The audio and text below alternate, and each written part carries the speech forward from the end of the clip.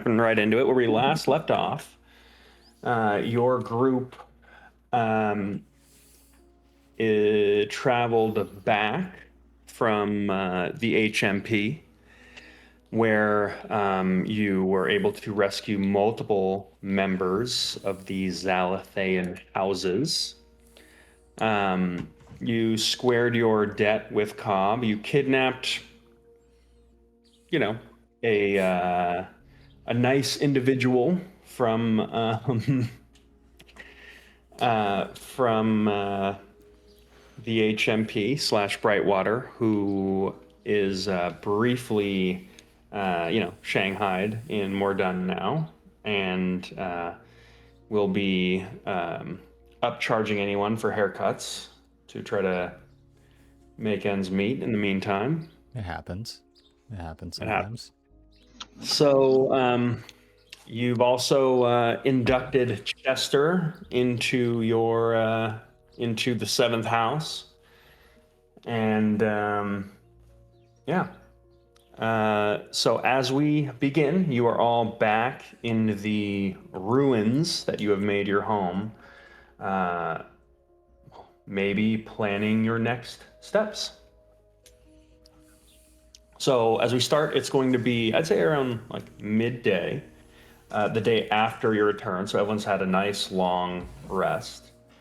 The multiple individuals that you have picked up are kind of getting accustomed to the new space. Anyone who looks around is going to notice that Vale and Gunnar are inexplicably missing. Maybe off on another one of their raids for, treasure. I imagine you guys might be getting a bit of a late start to the day, given it's been a long week. So, with that, the day's yours. Did Vale and Gunnar happen to say where they were going to anybody before they left? Or are they just gone when we're up? As you get up and look around, you're just going to notice that they're gone. Okay. If you were to ask around, your best bet would probably be to ask Cobb about it. All right. I'll deal with that later.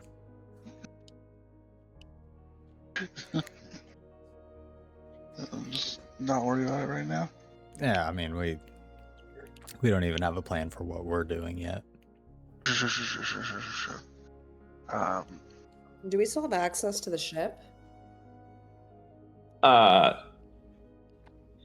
It seems that Vale and Gunnar took it. Bunch of losers. I mean, They went home. we could just start, causing disruptions in the city. I think that's the plan. Yeah. Yeah. Just blow some stuff up, set shit on fire. I've got a list somewhere of things we wanted to do and accomplish. Yeah, but I mean, to accomplish finding her mom, we have to figure out a way to get into the arena place. And there's a bunch of demons in there, right? Oh, we don't. So if we're Yeah. causing a ruckus in the city, it will make them have to spread their forces out. Right. Right? So then we can sneak in. Sure. It was find intel, create a distraction, mog the ship lab, save mom. Not my mom. But Oh yeah, the ship lab. yeah. Forgot about that. Yes, that was the plan. We don't know for sure that Lumi's mom is in the arena, do we? Have we gotten that info, or? No, but you told us that you could track down Oh, I can. Yes, I can. DNA geolocating triangle. Yeah. Triangle. Well, As you're having this discussion, you hear like a couple heavy footsteps with like kind of a little like metallic clinking to them. And you see Chester just like walk by your group, which is kind of like a wide based gate. It looks like, so he comes out wearing like this black trench coat. And Charles, he's also now got a cowboy hat on. And he just kind of like walks past your group like nonchalantly, just like tips his hat. Do you have and just, spurs like- on? He does have spurs on. he's moseying. Yeah. And he just kind of like slowly moseys like off screen. I'm not going to bring attention to it. Did you? I think Chester really has an unhealthy obsession with you. Maybe you've been too friendly to him. I don't think I've been overly friendly to him. I just think he never had any friends before. I was gonna say this seems like past, like he was socialized to be like this, or lack of socialization rather. I still be let it run its course. Yeah, that'll be fun.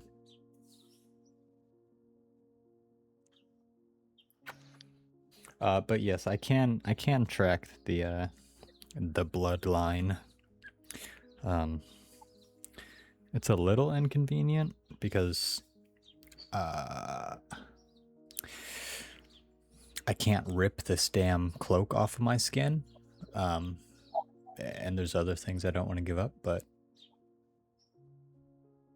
I Can't can you do take it off?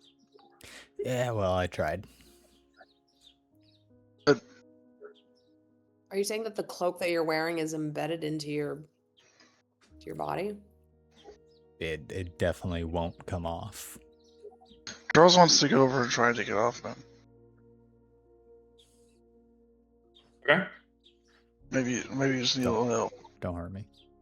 I'm not gonna hurt you. But like, Yeah, all right. Yeah. I'll pull you. Pull the opposite direction. yeah. Yeah, it's just not working. Maybe dispel magic. Wait, am I missing something? What does a cloak have to do with you tracking down? It has nothing to do with that. It's just he put it on under our urging, and it might be cursed. It has to do with my mental capacity to have a certain number of magical items on my body that is now filled up. Because my attunement slots are full and my other shit I want to keep on. Don't you have a like dispel magic or something? Have we not tried that? When have Yeah. you ever seen me cast a spell? I don't know what you guys are casting. Well, I'm not casting. That's kind of it's fine. I wasn't just asking you. I was asking everybody here. Yeah, hold on. Let's give it a go. Mazarin's gonna cast dispel magic on Enoch's cloak. You feel that it works for the briefest of seconds, and then almost instantaneously attaches back onto him. Huh. So there's definitely something about this object that is just latched on to Enoch. And you can briefly break that connection for like a split second, but just the sheer proximity to him immediately, like, forcibly reattunes to him. Here's a question. Have you magically had it identified? Maybe if we knew the properties, we could know how to remove it. No, it kind of just happened, and this morning last night I tried to take it off to sleep, and it just wouldn't come off. But I'll figure it out. We don't gotta. I'll figure it out. Doesn't somebody here know identify? Probably. Probably Luminar, huh? Yeah. Wait, hold on. Let's try this. Mazarin's going to cast dispel magic and then she's immediately going to cast Catapult on the cloak. Okay. I'm gonna tell you this. You know how fast you can cast spells, and you know that the time it would take you to do that is way slower than the speed at which it reattuned to him. Does Luminora know Dispel Magic? Yeah, So, if And you then we could, do like a 3, 2, 1, go. like a tandem. Yeah. this, what you're go ahead and make an Arcana check. I think it might be possible. It's definitely possible. It is a 21. 21. What you are doing is theoretically possible, Love it. That's all we need. but mathematically improbable. The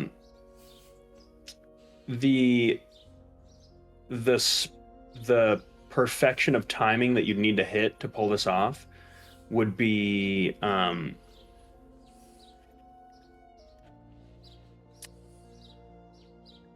it would be there would almost be like a pretty large like need for some serious luck. Also, there's a decent chance of like a pretty serious degloving injury. Oh, Jesus. Okay. Well. Like his skin goes with it? Maybe. And also, if you were to do it this way, you also gather that your best bet is probably to have someone, ideally whoever's like the strongest hand that you could get, to also pull in the opposite direction of the catapult. This is like a 3-man job. Or Yeah. have someone close to get the jacket put on them. Mazarin's going to explain her plan to the group. You said degloving? Chester! Does this interest you? Chester! No, Chester can stay away.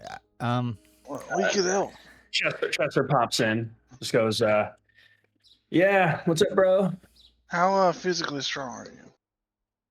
I'm super strong. Okay, prove it.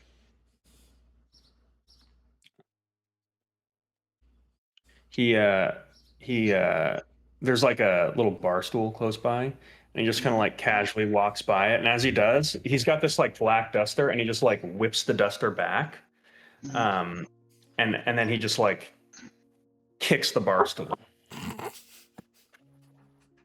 And he, as he kicks it, he knocks it like pretty far, like a good like 8 feet away.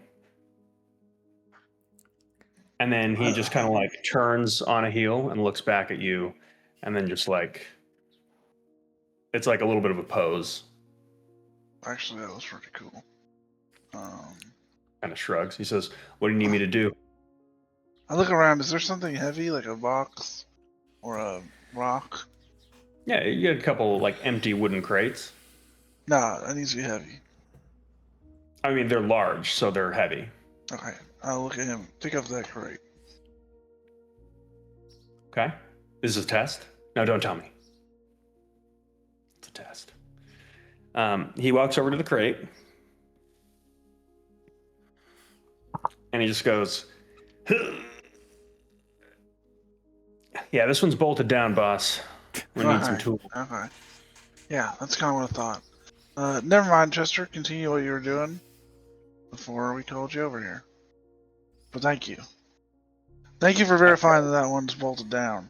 I failed the test. No, I want to make sure there's a windstorm. Wasn't going anywhere.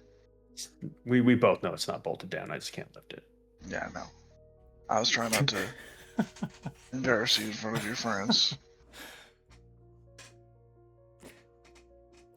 He walks away. Thank you. Never mind, Chester, not strong enough. Yeah, seems like you brought him over here just to humiliate him. Well, it's good for you. You know, children get humiliated all the time. And I feel No. like socially he might be a child. Yeah. So, Listen, Well- we can deal with this later. I can't remove the cloak. I'll keep it on for now. I might die, but somebody else bring me back up. That's, But you're the I- dude that brings us back up. So I I can know. find a potion. I've fine. I've got a couple potions in my pockets. don't die. Yeah, just force feed them to me. Got it. Good plan. Can do. Alright. Yeah. We want to take a look at these shipyards or what? Well, we got to decide because we're definitely going into the city. Yeah, Yeah. and then we're also sending, I guess, Chester, but more No, we're not. importantly, no. Why Well, not? Because there's no point in sending him there to, like, try and... I'm pretty sure... I thought we settled this last night. No, we don't have to send him in as like bait, like we were saying, but and we don't even have to send him in, but it's like, send other people in. We have, and Enoch gestures broadly. We have a whole encampment. True. Yeah, what's What are they gonna do? Sit here and do nothing? As you consider the allies that you have accumulated, I will give you a visual aid. who's Buck Boy? You do have multiple members of the Cathari houses, right? So you've got Izalda, Corvin, Daenric, Luminor's dad, That's right, Daenric. Celeste, and Chester. Chester looks like looks Robbie cool. Damon. That's who he looks like. Who's the one that's holding this jacket like a cool guy? That's Corvin. Yeah. And which house is the other one? Which house? These two are Volantis, Catharis, Chester. Chester technically Catharis, He's right? Catharis, Yeah. formerly known as. You No, do her dad hired him back. Yeah, you do notice that he is wearing kind of a Catharis type like coat, but he rolled up the sleeves. It looks like he copied Enoch's look with like the hand wraps, and he also somehow like fabricated himself like an Ashbourne type mask that he's wearing on his belt. He also is wearing the Ledgerman book that you gave him that he never gave back on his belt, like he's a wizard. And somehow you also see a big gold belt buckle that says 7th on his belt. Dude, do we not have 7th belt buckles as a group? We need to get on that. Because that's actually pretty fucking cool. Or some kind of 7th house paraphernalia. Yeah. We have tattoos. Yeah. We do have matching tattoos. Maybe a ring? Maybe an armband with Yeah. As you say not this, Roman numerals. as you say this, Chester just like walks in without saying a word and drops like a little like very nice like wooden ceremonial box, and then like just like takes a step back and leaves again. I immediately open the box. There are 5 additional 7th house belts. I put mine on immediately. Oh yeah. It's fucking cool as shit. Well, I guess this is a official name now, huh? Yeah, right? We got, I thought we it got was- the merch and everything. We got the merch and everything. 7th house. Booyah! I Naruto Sure. bandit. Yes.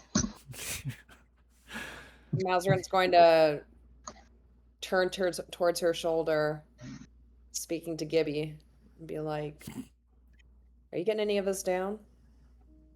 I've got it down. I have renamed the tentative chapter to or tentative book to Seventh House.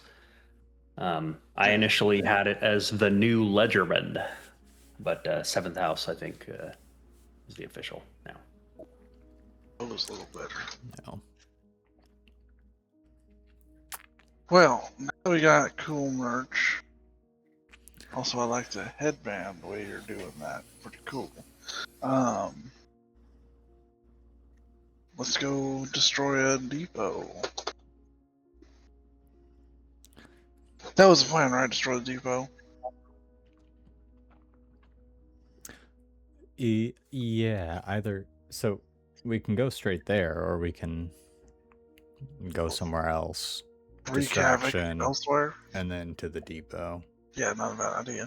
We should see if our friends are willing to make a distraction somewhere else as well. Yeah. So I'm gonna cut in here and give a little above the table talk and try to help you guys navigate this. Navigation. So you do have a retinue of NPCs that would be very willing and able to jump into the fight. They obviously have their own, unique skill sets that you may be able to help employ in a strategic way. And let's do this. This is the layout of Conscriptus. If you were interested in hitting the freight lab, or as Maz word, if you wanted to mog the freight lab, that's going to put you up here. So it's the northernmost part of the city, and it's kind of connected to this port. Northernmost part of the island, connected to a port.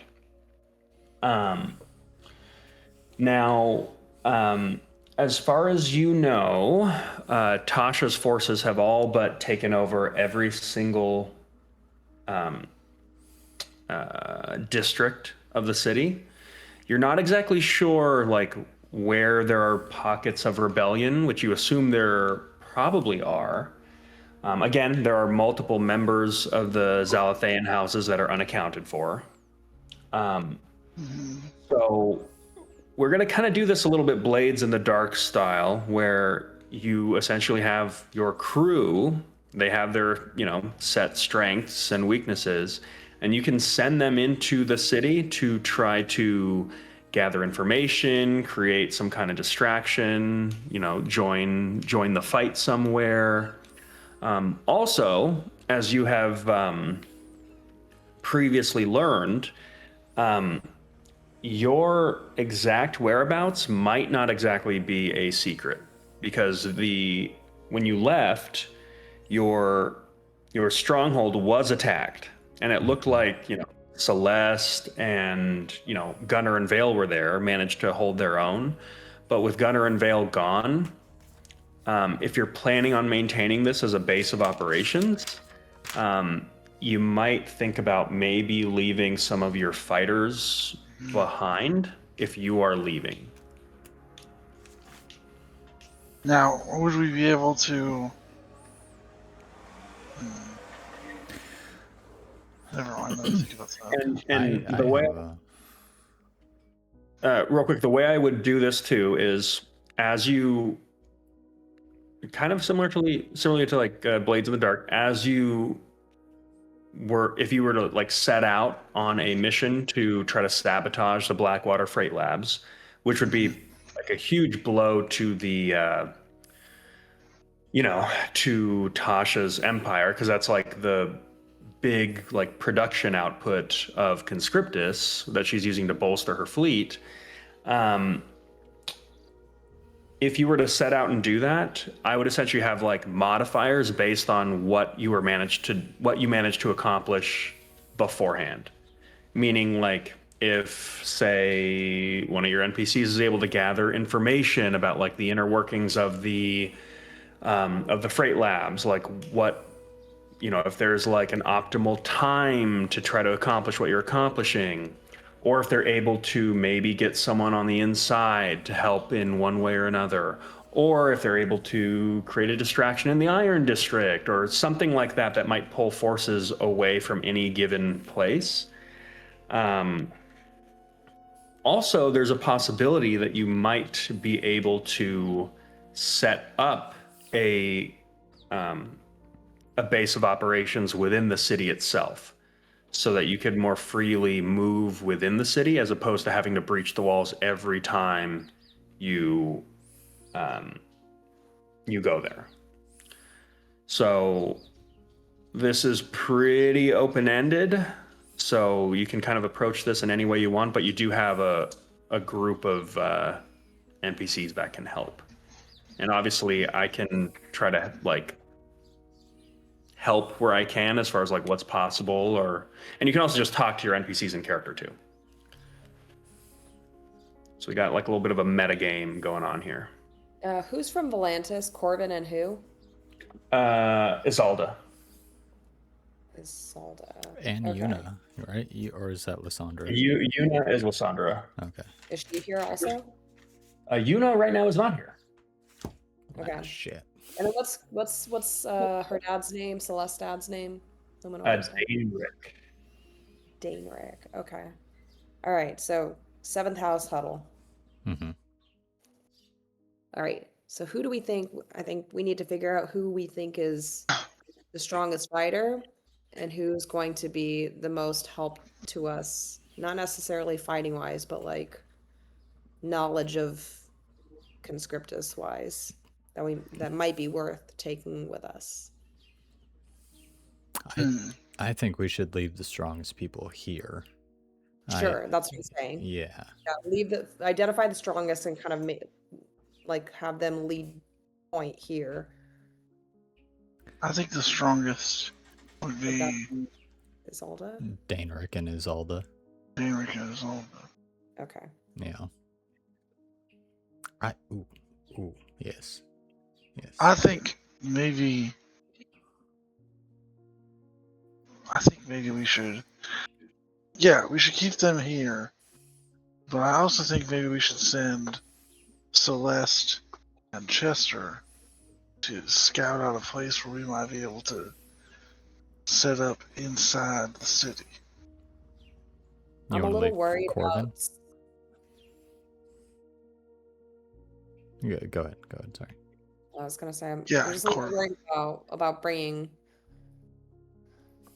putting Celeste in a situation where if she's captured, they would have even more leverage against Luminora and effectively us, right? But also, you think she's just gonna sit around here the whole time? I mean, not necessarily, but I was thinking if Celeste went with us, then she would like stay with us. That way. Oh, you mean keep her on with us? Yeah, like we keep her within proximity to us, so we could also protect her. What if we keep Isolda and Daenric here for protection? We take Celeste with us, and then we can send Corvin and Chester somewhere to set up like an inside base. I think That's a good idea. Although maybe we should have a meeting with everyone at once. Yeah. I just don't want to like rank one in real time right in front of them. So, Yeah. No, that's a good call. Got like a dodgeball energy. All right, let's go discuss our plan with the rest of our friends. And usually I would say maybe Luminara would broach the subject because it's her family, but you're pretty bossy, so I think maybe you should do it. Well, I don't know if that's going to be taken well. You're not bossy. You're intimidating. Authoritative. Yeah. All right, okay. I'll do the talking. Also, I mean, I could do the talking, but No. you guys don't like it when I do that. Yeah, it's okay. I'll do the talking. I feel like Also, maybe since we're going to be doing some like damage and sabotaging, maybe some explosives would be in order. And she looks at Sal. It's like, I'm already marinating something special. I would Perfect. expect nothing. Oh, Okay. great. So we're gonna go approach the rest of the, I guess Homies. the people from Conscriptus. Mm-hmm. Okay. Hold on. You do see them kind of like already Oh, gathered. hold on. Hold on. Yeah, go ahead. Go ahead, James. No, you said hold on, so I was saying it. Okay. So we have these NPCs here in the camp, and then we also have Casaria, Cobb, Mhm. and Vale and Gunner are gone. And Yuna? Yuna is also gone. Yeah, so you do have access to people that may not be listed here, and I'll try to keep up with maybe some like visual aids as we go. But yeah, Casaria is here still. Mm-hmm.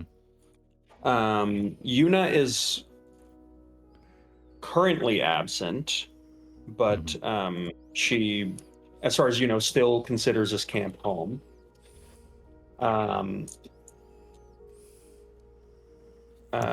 Do we have any just like peons? Do you have Fiona here? Yeah, I mean, you have Fiona here. Fiona, I can't talk to her. Somebody else is gonna have Yeah, to do that. I will say Cobb, and by extension, Gunner and Vale might be recruitable, but you are sensing a pattern that they are going to be charging for their services. Yeah, that's fine. I wasn't talking about Yeah, they recruiting seem people. very mercenary. Yeah, they're not Person. our crew. They're on loan Yeah. from Black Tongue. Mhm. Okay, hey, I trust you guys to go have the powwow with the rest of the people we're sending into danger. I'm gonna go try to figure something else out that might help us. Oh, hey. What about your girlfriend? She's a little pissed at me because I sent an assassin to kidnap her. I've got a thing Okay. with kidnapping, apparently. Maybe smooth that out, Yeah. because it would be nice to have someone to spend money at. Well, she's Or setting up. trade good stuff. Yeah, she's setting up shop. Yeah, but I don't want to get a bad deal because you fucked her over. Okay. So, do whatever you're gonna do, but fix that. Yeah, I'm definitely avoiding Casaria for the day. It's also, I think she's good for you. I think you're good for her. I don't really know what that means, but thank you. We could tell that you like her. Yeah. Just a little Good. bit. Yeah. Nothing against it. I'm here for you. Put a hand on his shoulder. Yep. Yeah. We did this. Yeah. Clap the shoulders. All right. Yeah. I trust you to powwow. I'll go. So we play. go forehead to forehead. You both feel a separate hand on each of your shoulders, and a pat of support. Who Thank you, stands for Chester. that? Chester. Yeah. Good to know. And I'm happy for you, bro. Yeah. All right. Let's All right. Yeah. You guys talk. Okay. We good here? Yeah, we're cool. Okay.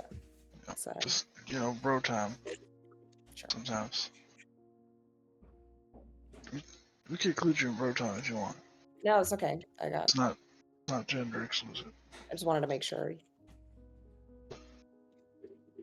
have the time and space, so let's go. Yeah, I'll back you up. We're going to go approach everyone else. Okay. You do see the Zalatheans are already kind of gathered,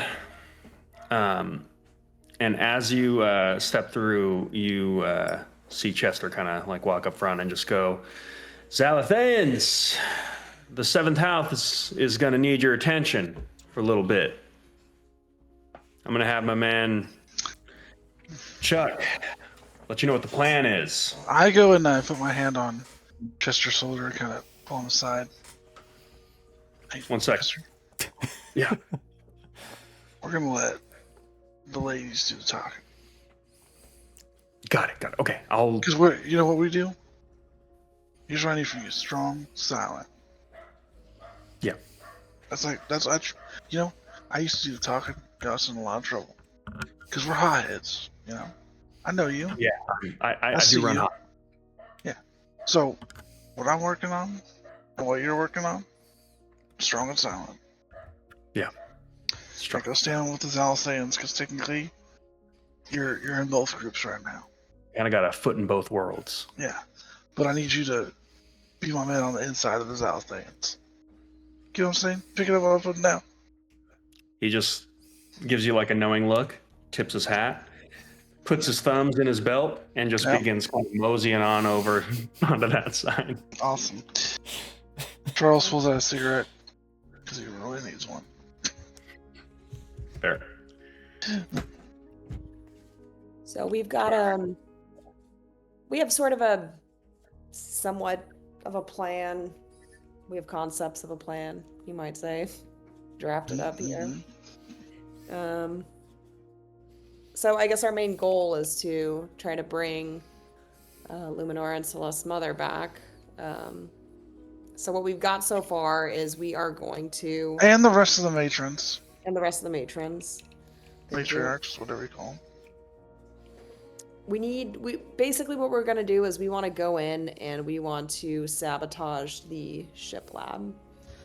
We're going to go in as a group, but being that our location here is known, we also need some people to take point at this base camp and hold down the fort. So we were thinking of having Daenric and Isolde stay back and play defense, and Celeste, we would like you to join us as we look for your mother, and Corvin, we would also like you to join and maybe help create a distraction while we sabotage the ship lab. So you watch as Daenric and Isolde look at each other, and it's kind of very much like a school assignment where you have kind of like an unsuspecting pair where they just look at each other like, I guess we're lab partners.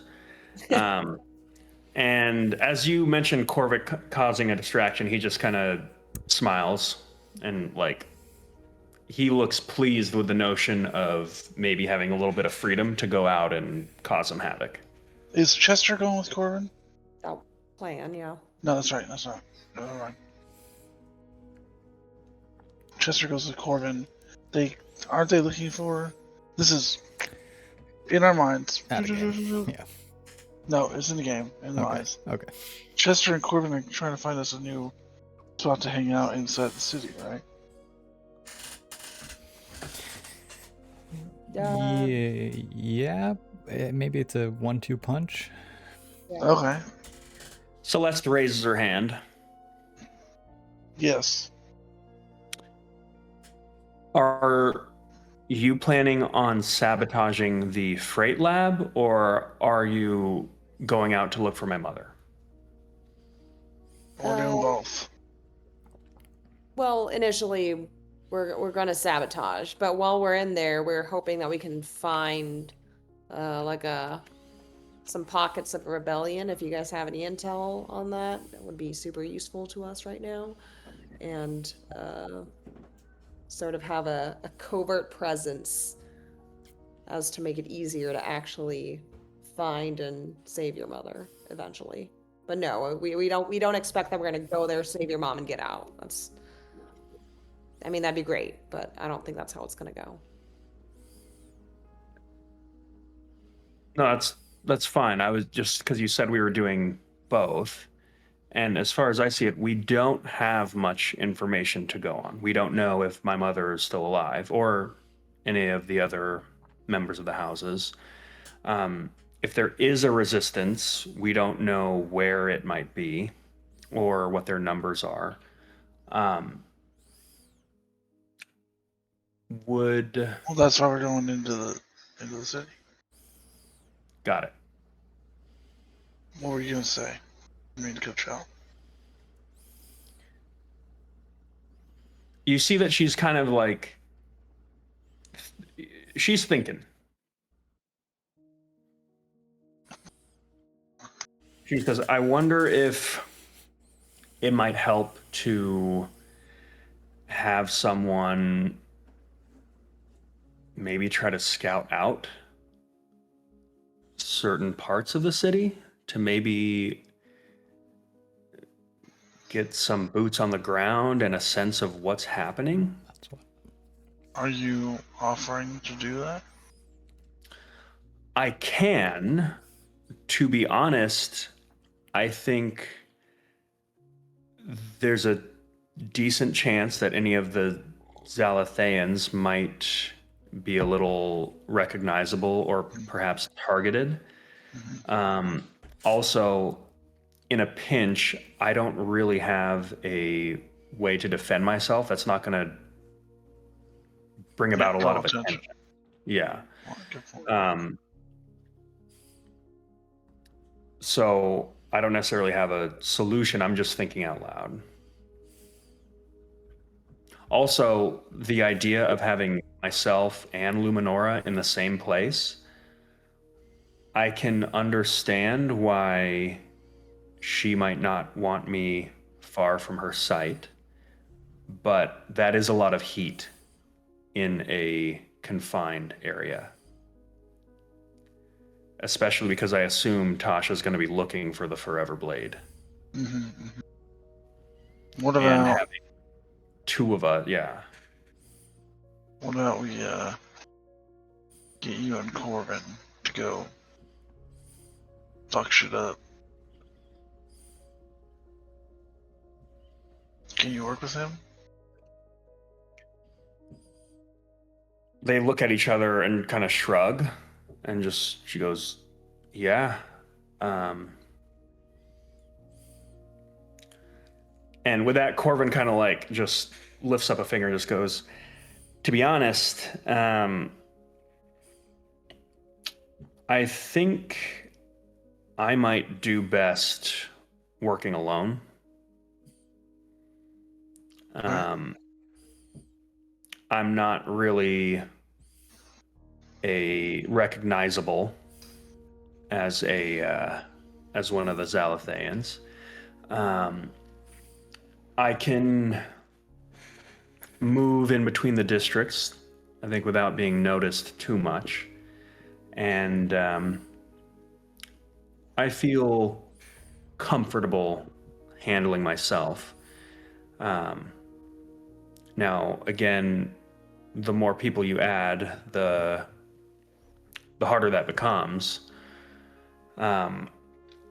Again, with the limited amount of information that we have, I don't really know where I'd have the biggest impact, but if you guys don't have any ideas, I've got a few. Yeah, like what?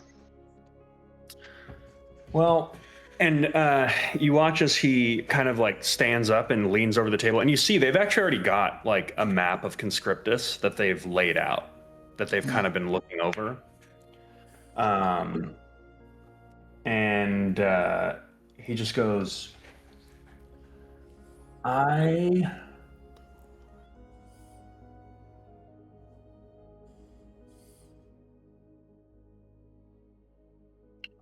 think the area that's going to have the least heat on it is probably going to be the Sanctum and the Prestige District. The Sanctum is where we keep our temples to the Founder. And that's not really going to have much strategic viability for Tasha. So I feel like the concentration of her forces is going to be the lowest there, which it stands to reason that any of those who are disloyal to Tasha would maybe find refuge there. Maybe the same for the Prestige District, because that's our university district. Anything of value, Tasha would be able to have picked up pretty quickly. So if you want someone to just scout out one of the districts, I think I can move through there relatively unnoticed. And I don't know, between one or two of us, maybe working alone, we could do a whole district, or, you know, split us up. And he looks over towards Dainrick and just goes, I don't know if you have any contacts within the university.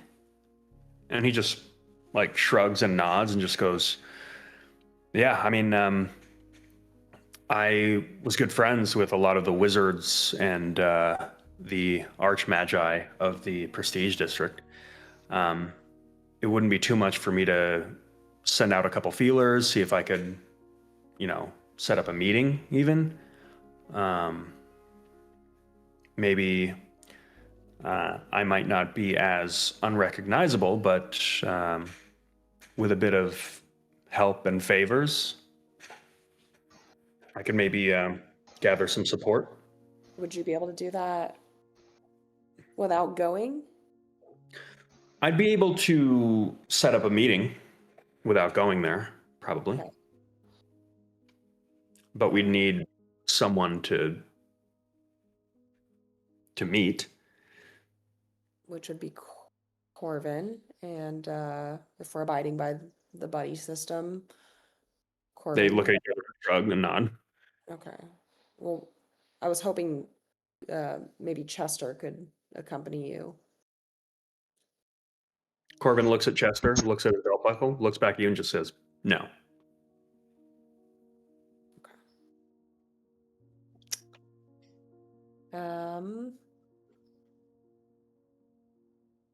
Well,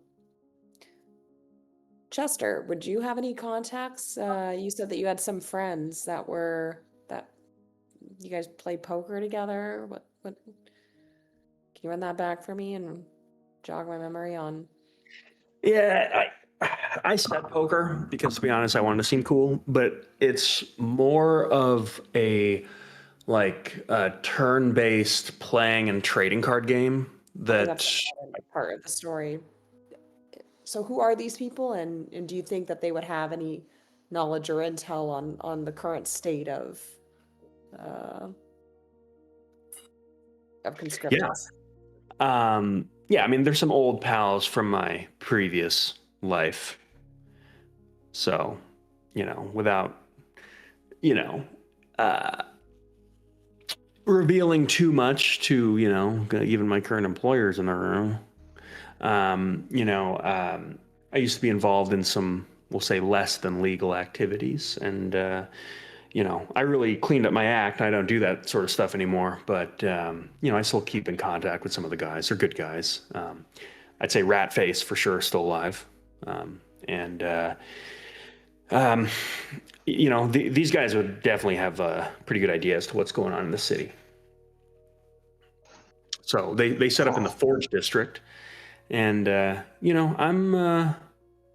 may not be physically strong, or the smartest, but I got heart.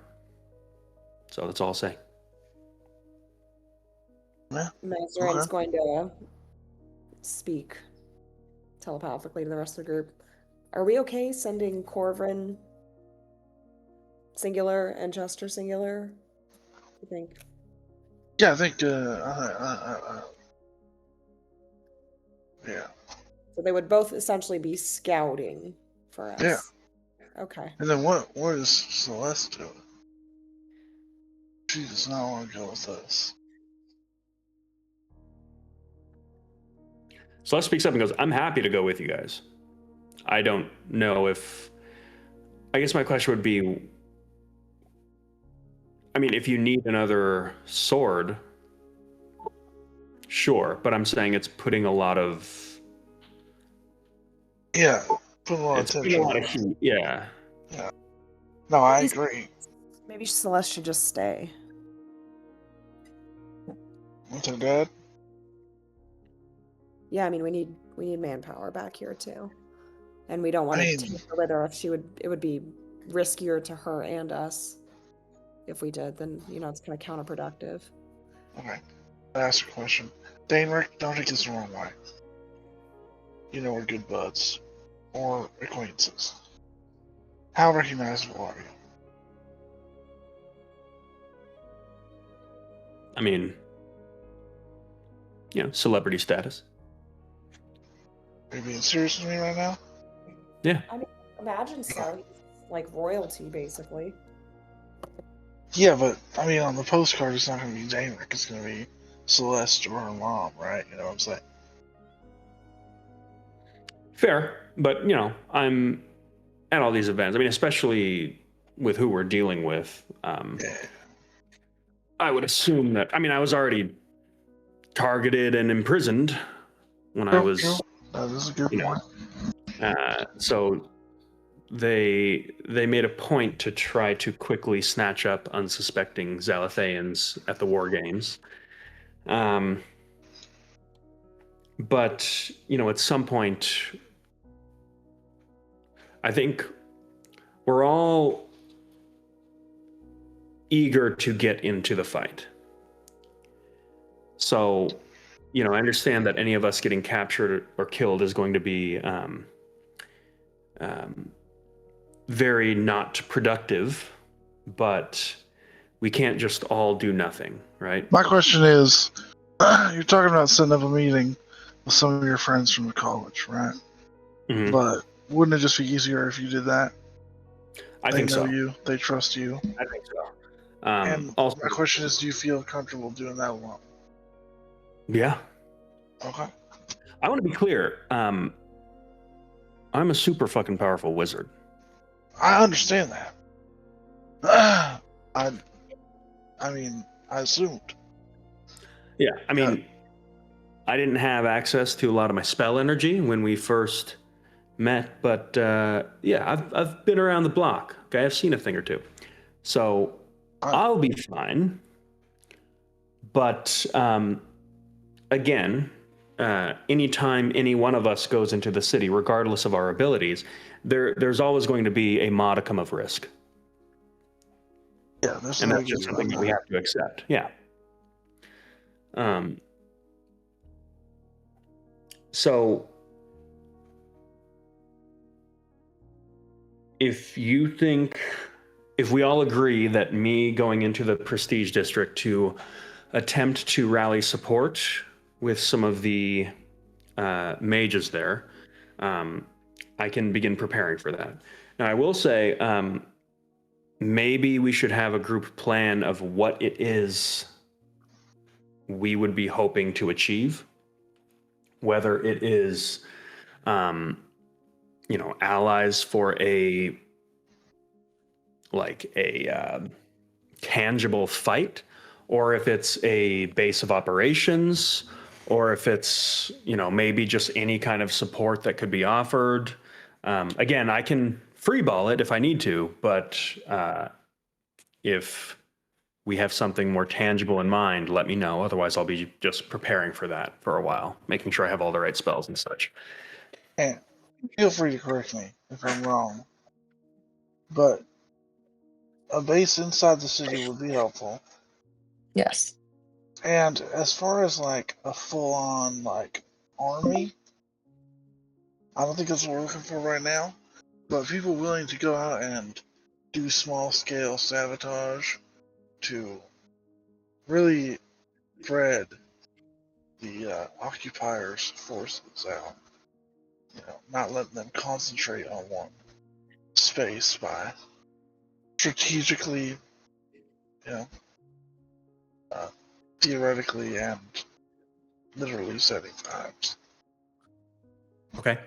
So it sounds like my priorities are going to be establishing a base within the city, and then trying to just gather whatever allies we can. Yeah, I mean, it would be super cool if we had a bunch of really powerful wizards on our team. Yeah, I'll say wizards more than anyone are going to be the most careful about openly challenging the Bright Queen. Yeah, no, I'm not saying it's necessary, but you know, be nice. Yeah. Okay. Sounds good. And so,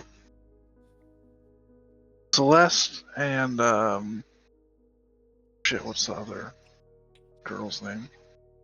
It's here right now. Isolda. Isolda, are you cool playing defense? She just You're says, the most I think recognizable out of us. well, also, I think it makes sense as, let's just say I'm particularly equipped to deal with demons. Yeah. Great.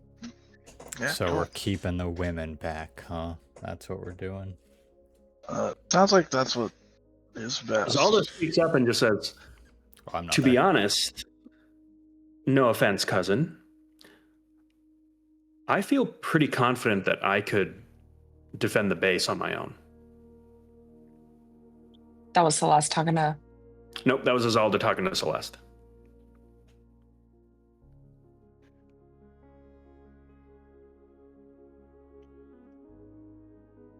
Besides, and she looks at Luminora and just says, Celeste is the heiress of House Cathari. She was first seed in the war games, and she looks at Celeste and just says, and she fought quite well. So I don't think that she should be babied as though she's Luminora's little sister. Oh, I wasn't. I was assuming there would be a lot of demons and it would be very difficult. If anything, perhaps this is her opportunity to prove herself to her house. So what would you suggest?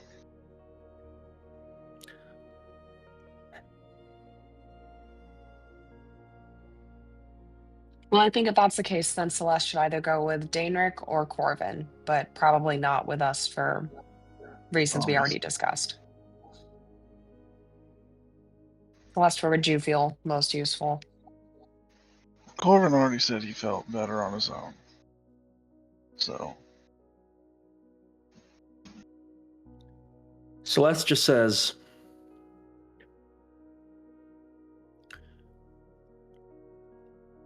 if it's all the same to everyone here, I've been speaking with, what's his name? Cobb. And I've got a bit of gold stashed away, and I didn't know when you were going to return from the HMP. I was hoping to go out with some assistance from him as far as getting me in the city to try to find some information as to where our mother might be. I think that's a great idea. Okay. If everyone here is cool with it. I mean, I know that we're the seventh house or whatever, but right now we're all a team. Yeah. Under his breath, you hear Corbin just kind of shrug and just go, I don't give a fuck. So being that we're divvying up our people into several groups, what is the best way for us all to stay in contact? Because we don't have a place of refuge yet in Conscriptus. So I think it would be best if we had a way to communicate with each other, just in case things went awry. her hand up and just says, I've got a limited usage of it, but I can relay messages back and forth. We'll probably have to have like a set, at the end of day, we check in, or I will check in with, X, Y, and Z, or we have whether it's a rendezvous point or what have you. Maybe it makes the most sense to have everyone do their individual tasks, and then I can act as the liaison to check in with anyone who doesn't show up. Yeah. Okay. I don't know, be able to communicate as everything's happening. That's fine, as long as we can at some point check in and make sure everyone is at the very least safe and not in immediate danger or need of something. So I think that's probably good. And by communicating, how are you able to do that? Are you able to just like? I would do a sending spell. Okay, perfect. That sounds good. I will say, above the table, in this kind of like potential planning phase, your group, like you guys, could also try to do things in the city, like before you do your Blackwater Freight Lab heist. I assume we were going to Yeah. just go do some destruction stuff. I thought it'd be fun to Well, fuck maybe around. like low key destruction, because I feel like when we Oh yeah, just kind of like attack the ship lab, that's gonna be like our big moment. So we want to do all the sneaky, scouty, silent sabotagey things before that, so we catch them with their pants down, kind of situation. yeah. We go around, make a ruckus, get out. Yeah. Get around, ruin the sewers, turn the water off, turn the power off.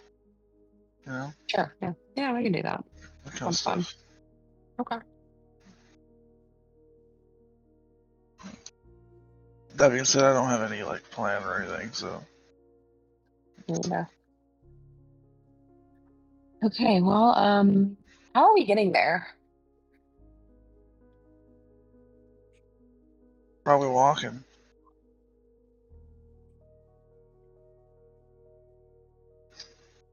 Is Cobb here? Why would we need Cobb Cobb? It's corner of the room, just like smoking a cigar. Okay. He just looks up when he hears the name. Okay. Well, Celeste said she was going to go with Cobb, so I just wanted to make sure he was here. And does anyone know where Vale and Gunnar are? Presumably, they're raiding Conscriptus as we speak. Does anyone? Well, no, they took the shift. They're probably back in on what's it called?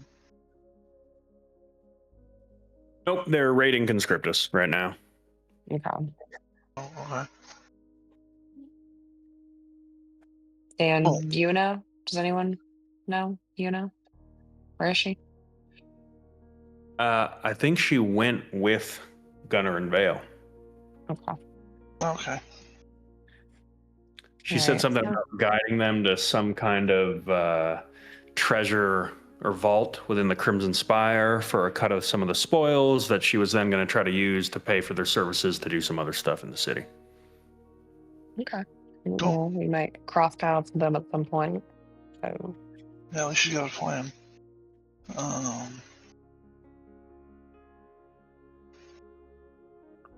I mean, I think we should. So,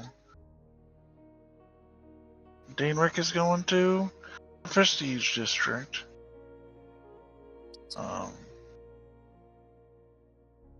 Do you know where you're going to be starting your search, Celeste? What was that? Celeste, do you know where you're going to start your search to find out about your mom?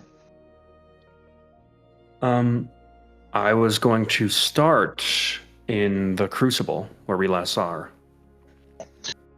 Danewick. Yeah, Danewick Prestige. Corvin, do you know where you're going to start fucking shit up? I was thinking about going to the Sanctum. And to be clear, I was not necessarily planning on fucking shit up unless we feel that's the most prudent thing to do. What did you want to do? What were you doing? He's scouting. I was thinking That's about right. looking for any resistance. Yeah. I message the group. What are we having Chuck do again? I totally forgot. Chester? Chester. I'm Chuck. Chester's meeting up with his. That's right. His game buddies. Yeah. Okay. And Chester, where are you meeting up with your friends? Jason's house. And that is in which district? Forge District. Okay. Off of, 31st Ave. Yeah, his wife just had a kid, so. That's great. Sounds good. So I guess we might want to take a little trip over to the Iron District and see what we can get into.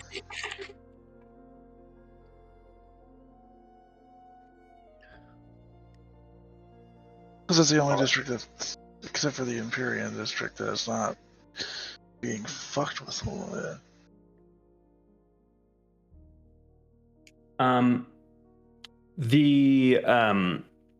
Corvin will kind of like look over the map with you and kind of point out like their understanding of each of the districts.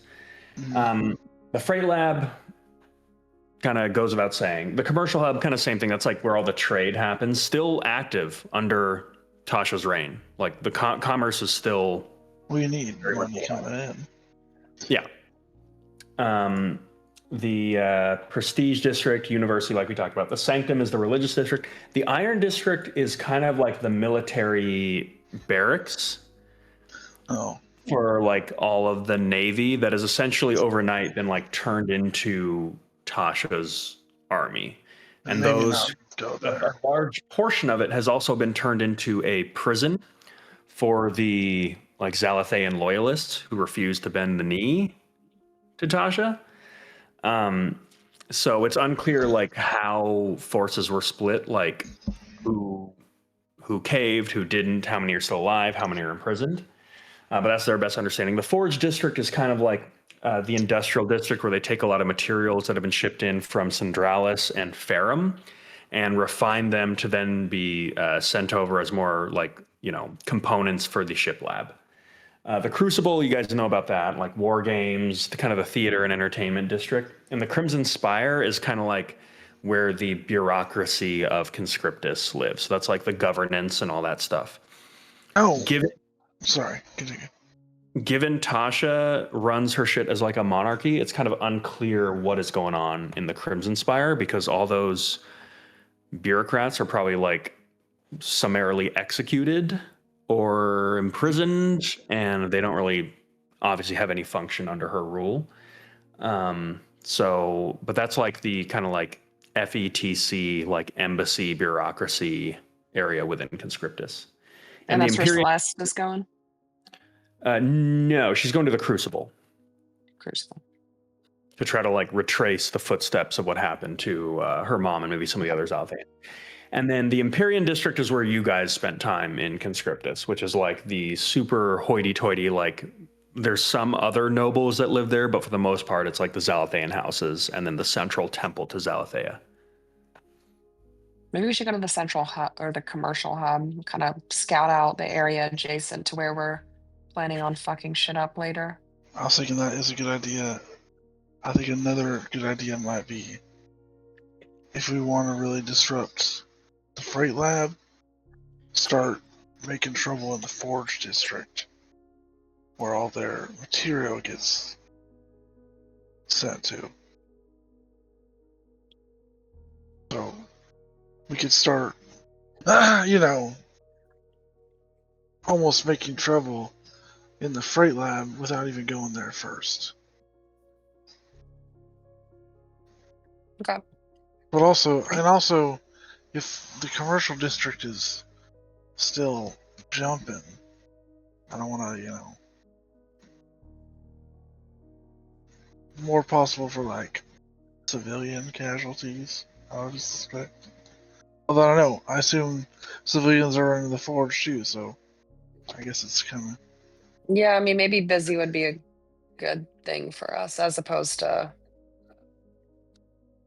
going somewhere where we would stand out and be conspicuous. With that, Janerick speaks up and just says, the way I see it, if you think of the ship assembly production as a single machine, it might not matter if you cut the supply or not, if you are able to sabotage the production. Because if you're able to fully sabotage the ship labs, it almost doesn't matter whether or not they have the production means if they can't assemble anything. And I almost wonder if attacking their production line at all might show your hand as to identifying the freight labs as a target, which I suspect is already heavily defended anyways. Yeah. Alright. So you're saying don't mess with the Forge District? It depends on if you're planning on going to the freight labs at all. If you are able to completely shut down the materials within the Forge District, then the freight lab still has whatever materials they already have, but eventually that would grind their production to a halt. So from my standpoint, I feel like maybe you should decide where you want to create this bottleneck and create it in one point. And that seems to be the most efficient way to shut down this machine. Yeah.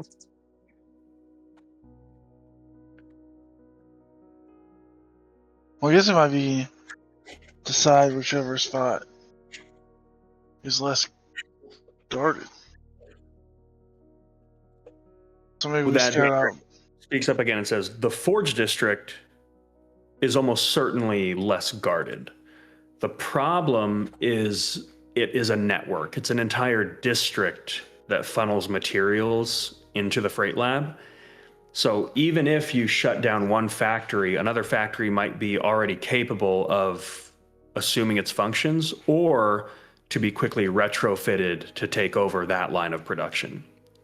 So it's less guarded, but it is a much more massive network that you would have to shut down. You'd have to essentially take over the whole district. Yeah, I think we should then- just go straight for the freight lab and Freight just lab. shut everything down from that point on. I think that would be our best bet to do it as elegantly as possible. It looks like we're going shopping.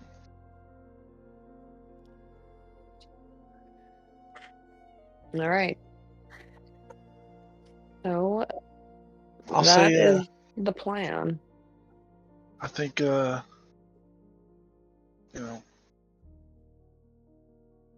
everybody knows what they're doing, so make the preparations you need to and get to it.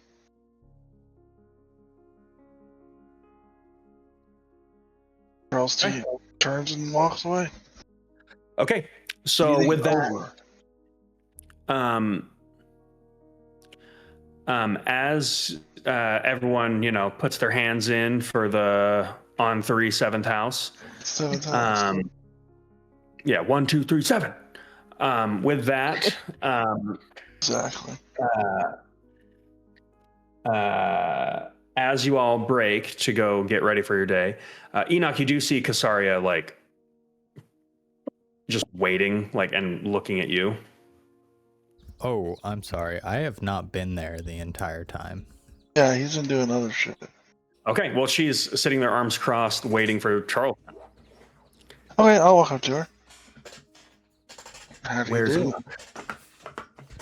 He had something else he needed to do. I don't know. Not a good Okay. answer. Too nebulous. Hey, how are you doing? I'm fine. Physically, you're okay? Yeah. Yeah, I mean, Vale wasn't gentle. No. She was quite rude and not a good listener. But impressive, kind of hot.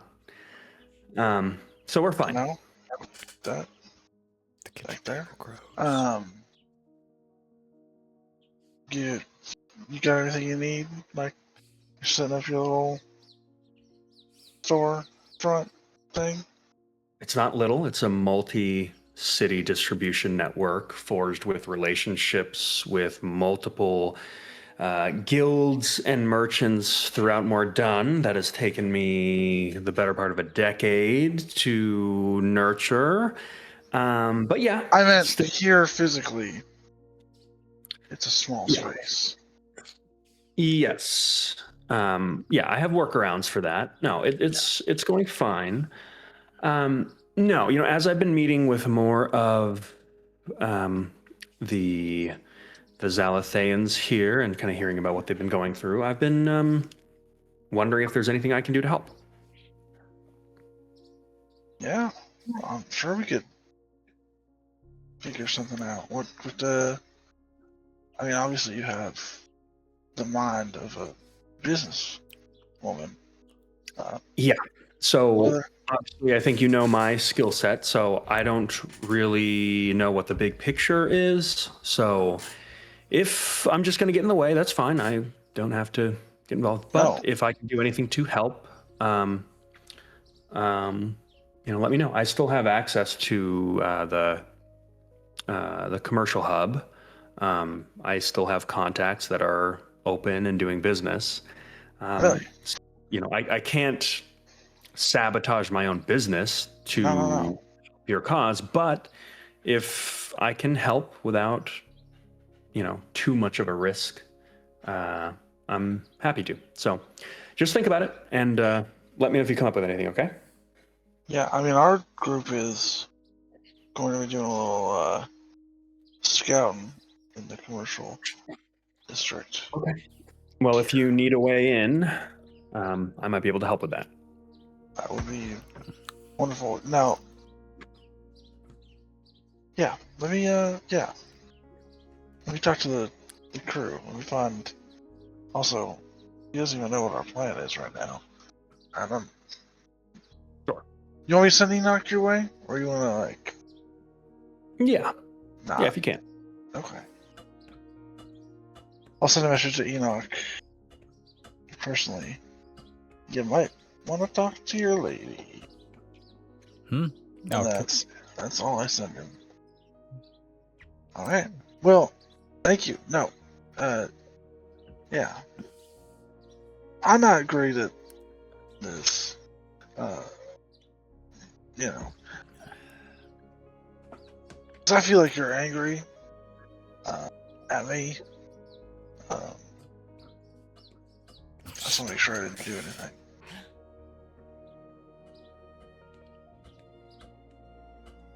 She just stares at you and she pulls out a like a little like coin purse that she starts like rifling through, and she hands you like a little note. Take out the note. What does it say? And she goes, "That's a 10% off coupon for your first purchase at my store, up to a limit of 1,000 gold pieces." Honestly, one of the nicest things anyone's ever given me. Yeah, it's adorable to see you sweat when I literally made no implication that I was angry. You just kind of have like a imposing presence. I think that might be why Enoch likes you. Don't say that. Yeah. Can I give you a little bit of advice? Sure, I'm always open. Yeah. When it feels like things are going okay, I think just let them be okay and speak less. I'll work on it. Don't know if that's gonna stick though. That's okay. Fine. You've got other talents. So, and she turns and leaves. And I stand there, confused. All right. So, what was Enoch up to? Yeah, cut to Enoch, and because he's not here, I'm gonna steal Sal. both sitting with our hands on our hips, staring at a oversized vat of magical juice. So, how did you say this thing works again? It's great. You just turn knob, and you just fill, like a bucket or whatever it is, and you just bathe in it, and it just immediately replenishes all the magical juices. It's And nice. You bathed? You like scrubbed yourself with it? As a rule, I don't scrub when I bathe. Just the water touching is enough. You probably... you've lived long enough. Who cares? It's too hard on the skin. As long as you're using at least 30-40% alcohol or some other kind of solvent, the liquid burns off whatever the layer is. Okay. So, how... Here, give me a hand real quick, Sal. Just don't Yeah, break you wanna try? anything. Yeah, let's try. Oh, And he reaches to like turn the knob, and he just like pours it into like a cup, and he says, "Here, try. It's nice." I'll give it a little... Yeah, as you hold it up to your lip, it almost immediately, you start coughing because it turns into just like plasma, and it almost immediately just like gets absorbed. It barely goes into your mouth. It gets like absorbed into like your face, your lips, like your soft palate. No. And then you breathe a little bit of it in and kind of start coughing. You feel this kind of like brief rush of energy, and you feel this like arcane energy flow through you, have nowhere to go, and then kind of just like dissipate. And there's like this little bit of like this arcane glow to you that just kind of fades. That's good. And just goes, it's nice. Yeah.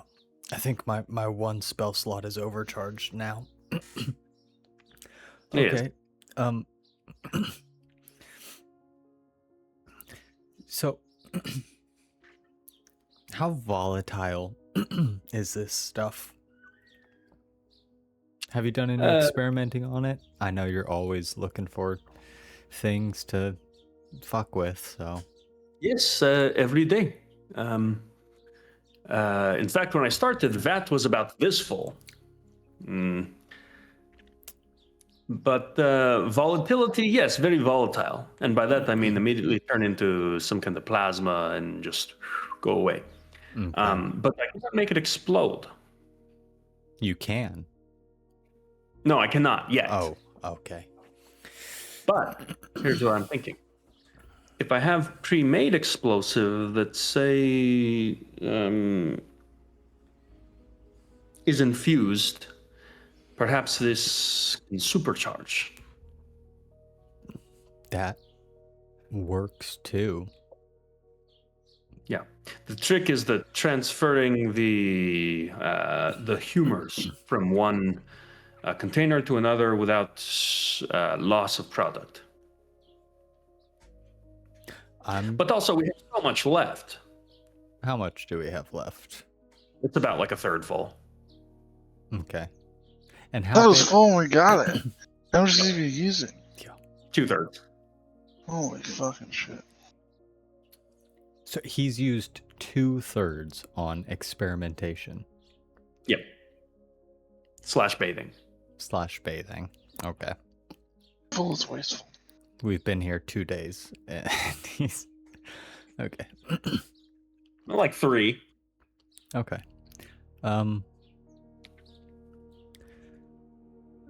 Maybe stop bathing with it for now, Sal.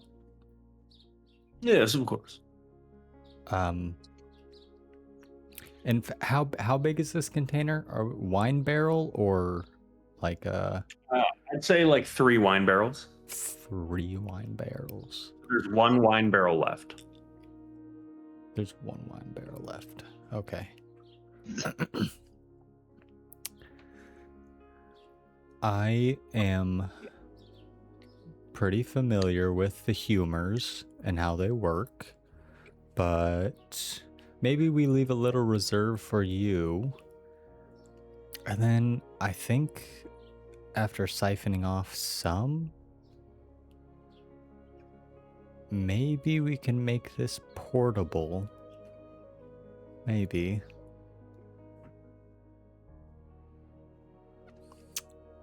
Here's what I'm going to need you to do, Sal. I'm going to need you to do your best to contain a solid amount for yourself, for future experimenting, and for use. And then maybe help me get the rest into a smaller container. I'll be honest with you. I put some of it in a couple bottles because I want to bring it with me. And when we were in the prison, I checked, all gone. None of it survived the trip. Okay. So whatever this glass is, then he kind of like taps on it. He's like, "This is some fancy Netherese stuff. I don't know, but the typical flask won't hold this stuff." That's a problem. That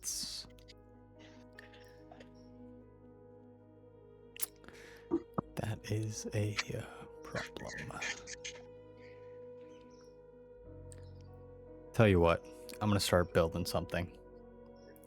There's not a lot of scrap wood, but I'm sure I can break whatever's in this holy temple to Zalathea. Probably a few pews that don't need to be here anymore. Right. Enoch's just gonna walk off and go to the temple. Okay. As you hear Sal just like crank the knob one more time and just like get a little bit more. All right.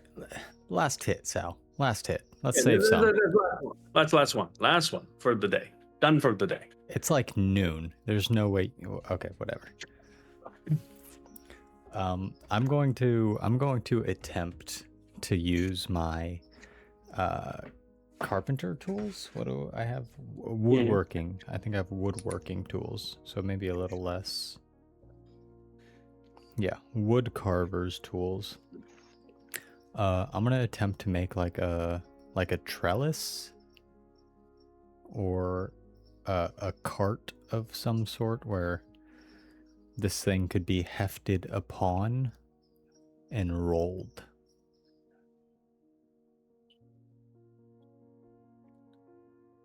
Okay. Go ahead and make a whatever check you feel would be appropriate. And you're proficient with the carpenter's tools, or you just have them? I'm proficient with woodworkers, not necessarily carpenter's tools. Are those different? I don't even know if carpenter's tools are a thing, but Yeah. I think woodworking is carpentry. Yeah, I can. Okay. So do whatever check you feel is appropriate, and just make sure you add a proficiency bonus to it. So whatever ability check, proficiency. Yeah, it's probably just flat dexterity and proficiency.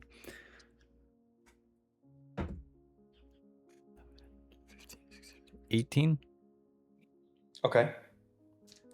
Yeah.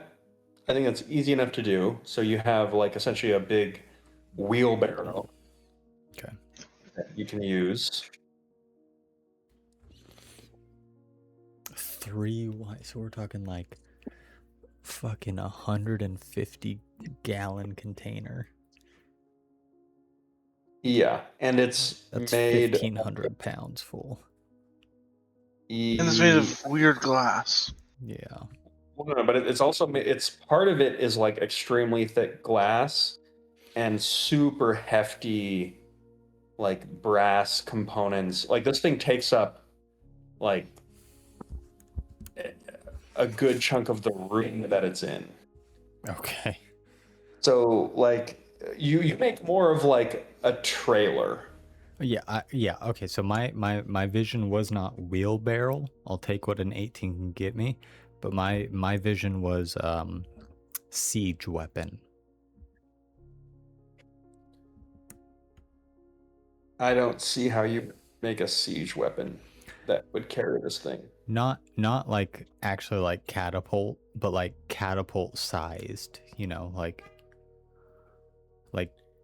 something I could, that this could be like turned over on or I think with an 18, the best you could do is essentially like a trailer, like a flat That's bed fine. with That's fine. some wheels, and then like a hitch that you would still need something strong enough to pull and or attach and or get it onto it. That's fine.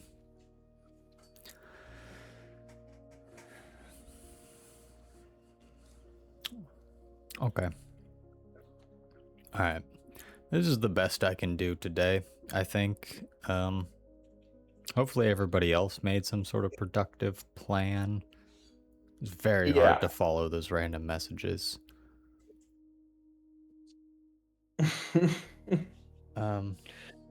So with that,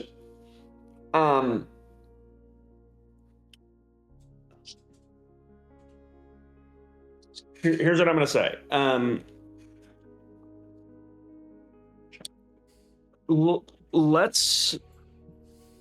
Let's get into, unless you guys want to do anything specifically, let's get some characters into the city, and I'll let you guys kind of determine the order of operations and how you want this to go.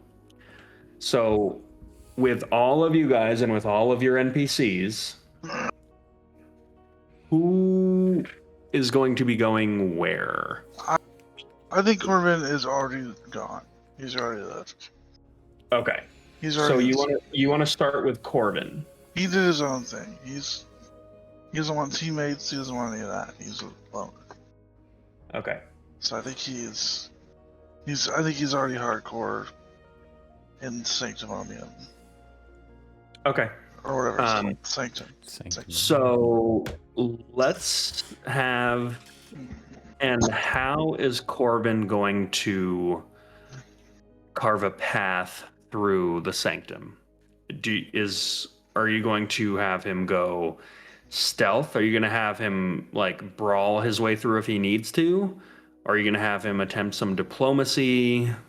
How does Corbin do this? I think Corbin's stealthily trying to recruit people to be ready to sabotage. Okay. Like, start an underground resistance. Literally, if he has to. Okay. Like, literally underground, if possible. Okay, so I will have... Who wants to roll for Corbin? I mean, I'll do it. Okay.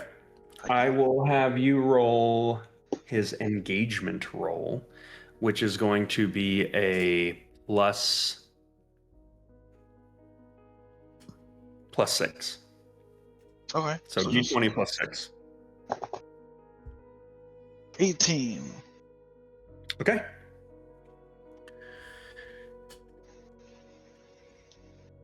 Okay. So Corbin's working on that. Who do we want to hit next? Chester. Chester. Going to Jason's house.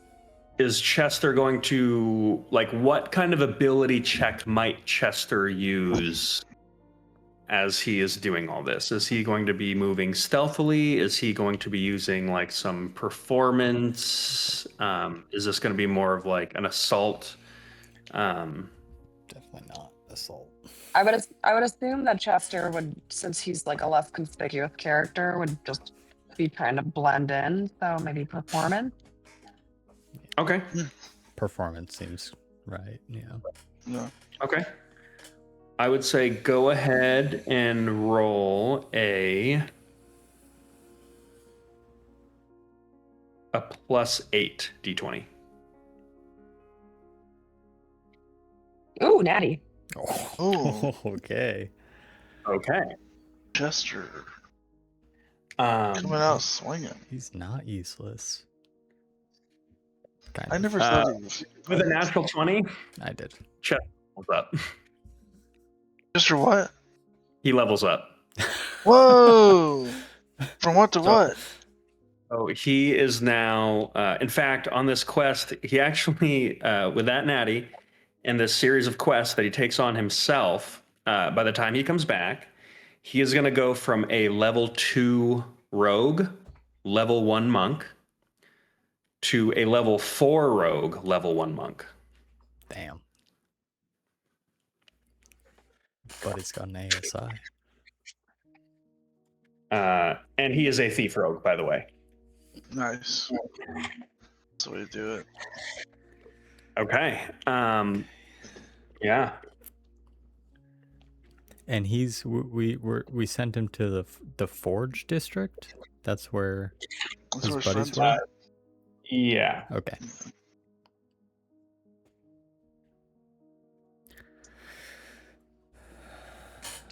Okay. Who's next? Daddy-O. Dainrick? Daddy Okay. Dainrick. Daddy And then Dainrick. maybe you can speak for Daddy Dainrick. What is Daddy Dainrick going to be? How is he approaching this, you think? I think performance is the best, but I want to use something else. So maybe persuasion. Maybe he's trying to convince whatever scholars are still there that there is a growing resistance outside the city, but we need an inside eye, you know. Okay. So I will have you roll a +7 Inside because he is using some pre-made connections. I will also give you advantage on this roll. Okay. Nice. +7.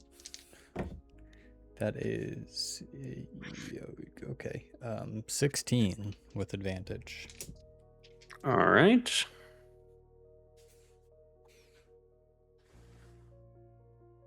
Okay. We have Zalda staying back. Celeste. I will roll Celeste on her own because she's kind of going on her own quest, it seems like. And we didn't have a task for Kasaria. Sorry, she's sneaking us into commercial hub. Okay. Is she going with us? Are we going to the commercial hub? We are going to the commercial hub Okay. to scout out the lab. And no, I didn't think she was going with us. Okay. But it's your girlfriend, dude. She's her own person. Yeah, but I'm just saying. Never mind. You know what I mean.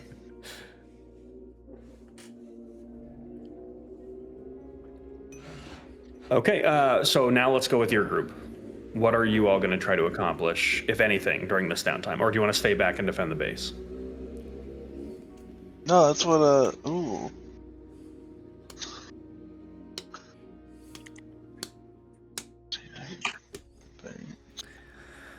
I know that's what, Goldie Glow was doing.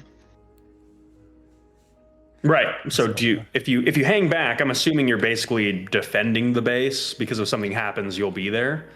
But are you doing something now, or are you going to wait for some of your NPCs to come back? I would like to hear how things go before we start.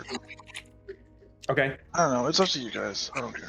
Would it be advantageous if maybe not all of us went, if we're all just putting out feelers? Yeah. Yeah. So basically just a scouting trip to the commercial hub. Who wants to go? And real quick, I'll say Never saw the probably party.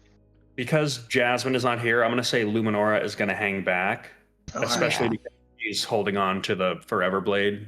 Like, I feel like it might be a little higher risk to send her in. I'll say Mazarin will go, and I'll go with Mazarin. And I think Enoch should come with us. The Oh, three of us yeah. should go. Keep Okay. Sal and Lenora. Let them hang back. okay. So yeah, we're just gonna go to the commercial hub, scout it out. I know we didn't decide on disguises, but They have yet to work so far. Yeah, I'm gonna throw on my, just because I have it. I have my my transformation robe or whatever it is. Okay. And nothing too fancy. I'm just gonna like, something inconspicuous and not attention grabbing. Mm-hmm. Cloak of many fashions, Okay. just to blend in. Oh, I guess I'm removing my staff of healing to juggle my attunement slots. And is our home base at the south of, like, we're south of the city, right? So we've got to move through the entire city. Yeah, Yeah. Every time you do this, you do have to make it through the walls of the city. we were getting smuggled in though, right? We didn't. If you are traveling with Casaria to the commercial hub specifically, you'll have a way in. Is that We what we should do want to do? that. That sounds like a good idea. Yeah, Okay. I agree.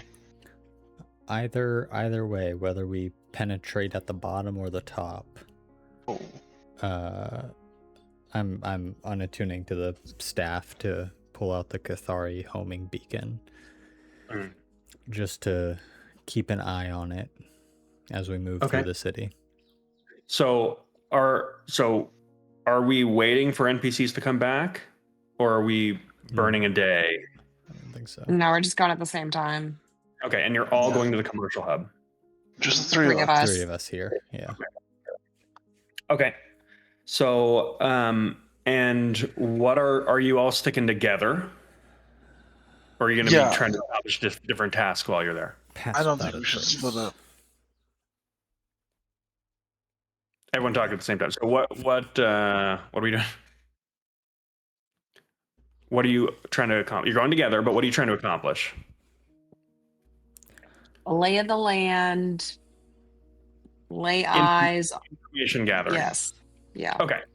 How to defend the lab look. Yeah.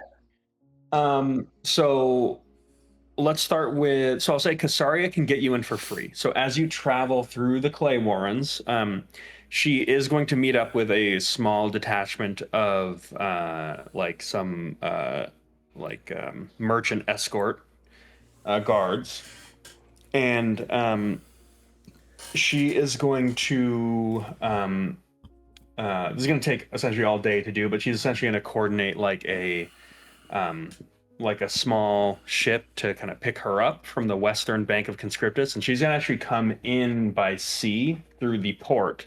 So you will sail by the Blackwater Freight Lab. As you land on the docks of the commercial hub, she will be able to. You can essentially stay out on the docks where you're not like getting checked in or whatever, where you have a great view of the freight lab, or you can travel further into the commerce district with Casaria. So is anyone going to hang back in the dockyards? Charles, if Nobody you were else, going well, to I be would. mapping out the freight lab, that's probably the best place to do it. Yeah, because I can actually cartog. Yeah. Some like cartographers. Okay. So Yeah. Charles, you can do that. So we'll start with you. Go ahead and make, what check do you think would be appropriate for this? Well, good question. I was thinking. And I'm gonna tell you, I wouldn't necessarily go with the highest number because I'm gonna assign a DC based on your reasoning for how the check matches the. Well, if I'm trying to write or draw up a map, I'm thinking. I'm in between perception and investigation. I feel like investigation is more of like a let me examine the area around me, whereas perception is let me get the lay of the surrounding land. Sure. That's what I feel like I'm doing. I think I'm gonna Okay. go with that. Or yeah, perception. Okay, give me a perception check. Survey skill. 19. Okay. So you are with your perception, you notice a couple things. The traffic in the area is specifically a little lower than you might expect. And it's pretty clear that the powers that be are specifically keeping the waters extremely clear. So despite the lack of traffic, there's this huge effort made to clear out whatever traffic is here. So it takes like a bit of time for your boat to get like waved through to actually come to the docks.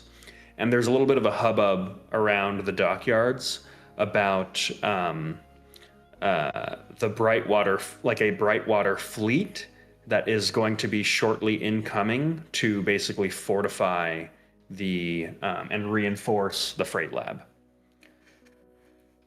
So they're calling the troops back.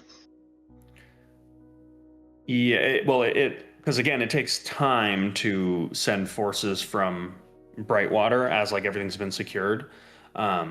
So your best bet is the day after tomorrow. This place is going to be swarming with the Queen's Navy.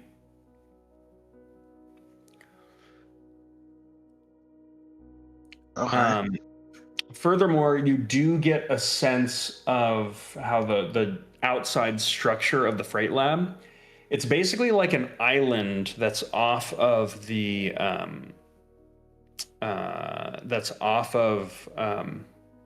port itself, and it's like this central, almost like lighthouse that seems to be like connected to the ocean floor. And there's like this bridge that connects it to the port itself, but most of the stuff that's being moved back and forth is still being shipped by boat as well. And basically like materials go in, and they have multiple like hangar bays where ships are being constructed and essentially like let out to sea as they're constructed. So the ships are essentially like being built on the water within these like open water hangars. Yeah. Okay. At the actual docks area, are there defensive weapons like cannons or something to like push back a naval invasion?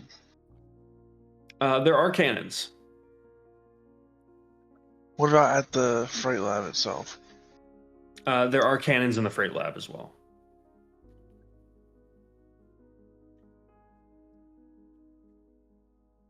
I'd like to, on the map, make special notes as to where those are on land and on the freight lab. I will point out that you being a military man, the cannons here are definitely these are like anti-naval cannons. These would be great at trying to stop like impending like ships.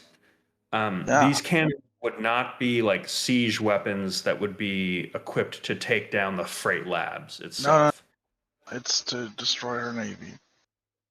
Okay. All right, that's what you get with a 19. Who wants to go next?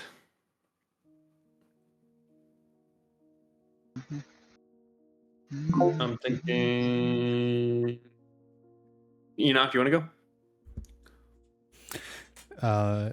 Sure. I think it's me, Casaria, and Mazarin together, right? Mm-hmm. I was thinking, Casaria, if you've still got some contacts here and people that are willing to make some money and help the cause, this is a pretty good supply line I think we could set up to get the resistance members that we find throughout the district equipped with tools. Right. And where's the money coming from? Well, we have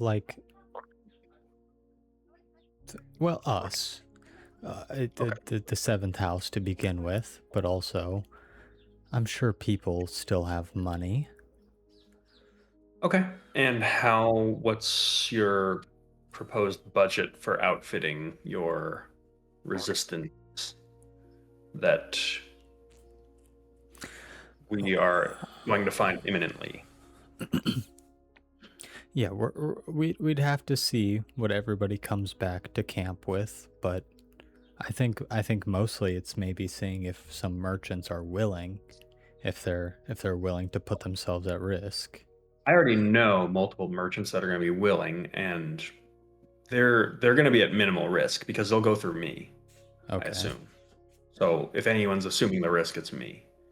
So I have a supply line that's ready to go, but it won't be free. No. And depending on how large your order is going to be, and then it sounds like you're mostly interested in a steady supply of weapons or potentially like magical objects. I think just like look at Mazrin. I think the staples really, weapons and food, is what Are we these talking people about are going to exporting need things from Conscriptus out back to our? throughout Conscriptus. Oh, So working on setting up a supply line. I see what you're trying to do, and I have contacts that I can speak to try to lock down some contacts. And then when you're ready, they'll be ready too. How does that sound? That's good. We can. If- Go ahead. if we were to sabotage the port and the freight lab, that would affect you too, no?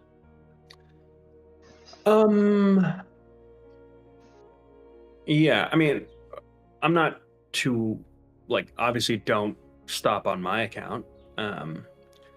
But as far as how it might affect, if anything, it might drive the supply up because all these vendors typically sell to the fleet. And if there's no outgoing ships, there might be a surplus of supply, which then might make it more feasible for you to divert into your, your rebel, alliance. So, I mean, me personally, yeah, it might drive some business away, but that's kind of the assumption anyways. Lost of a rebellion. Yeah. So, sounds like a plan, right? I'll go off and get started. Okay. She is going to make her roll that's not cocked. Do we have anything? We have 100 platinum coins. So what? That's 1,000? Is that 1,000 or 10,000 gold? DM, I don't know what the conversion cost is. It is 100 platinum coins is 1,000 gold. Okay, well, that's not much, but actually that's a shit ton, but I feel like this economy is inflated. So I don't know how much that is really worth, but I mean, there's layers. It's like, it's a shit ton for a person trying to survive. yeah.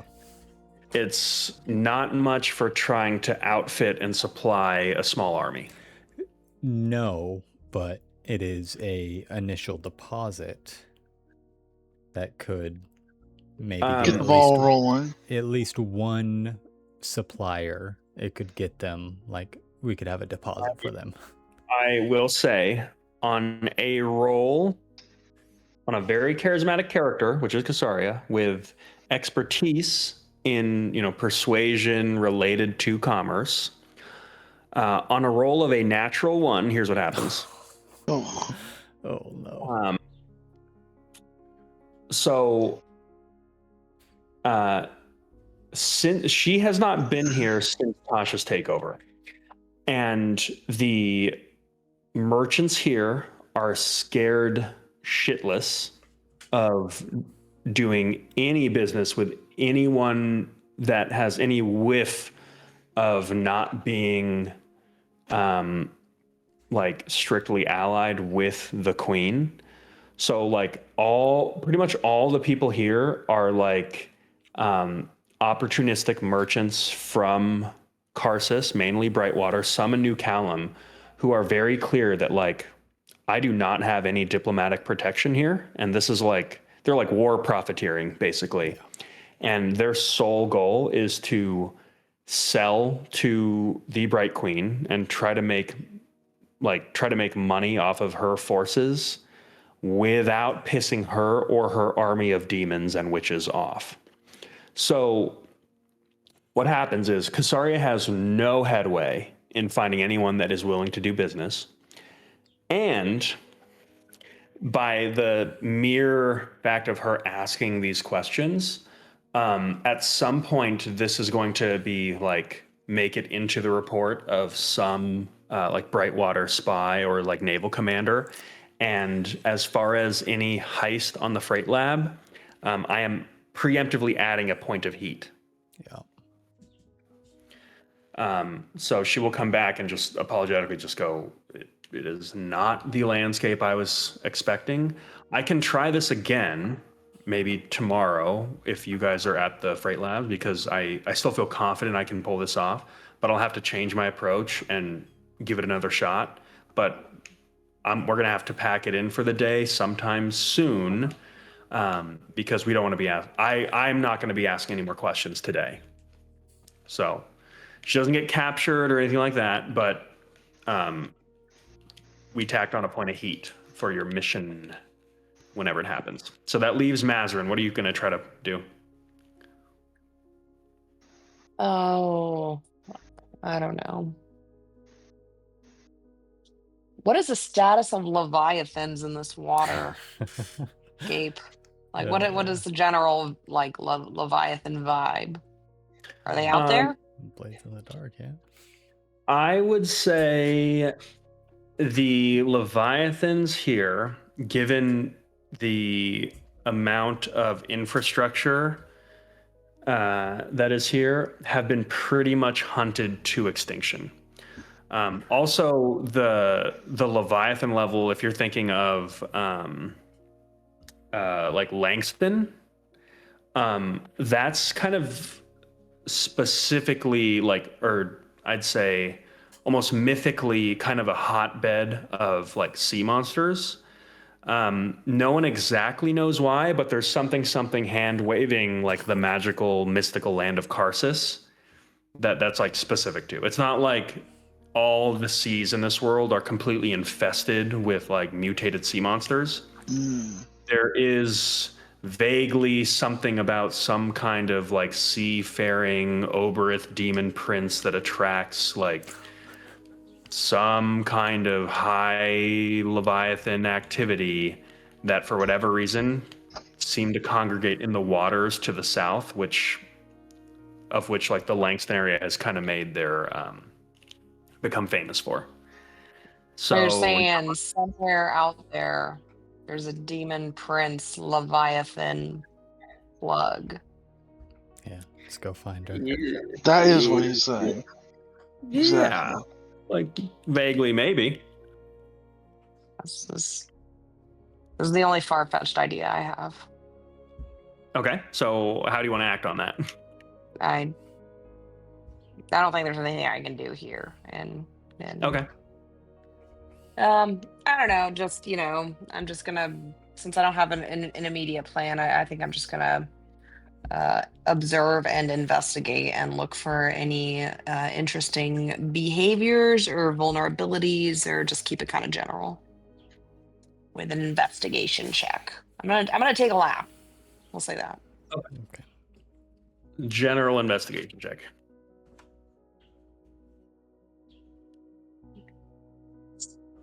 26.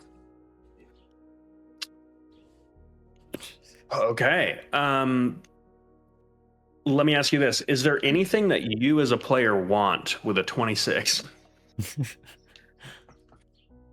I am looking for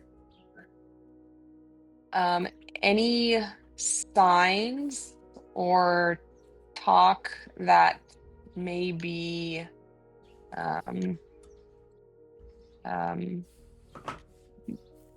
that would indicate some sort of like malalignment with the queen, or like any talking in codes or anything like under like beneath, the I'm trying to read between the lines here to see if there's some sort of like black market or secret anything that doesn't seem to be the norm. Yeah, 100%. So we'll make this kind of a multi-tiered thing. So vaguely, you are going to see some activity of like basically like an open air like black market, where you see evidence of some kind of contraband that's changing hands. And there is money that is being made from beneath the nose of the queen, or it looks like maybe anyone. There's a criminal underbelly here that is still very much thriving, regardless of the change in regime.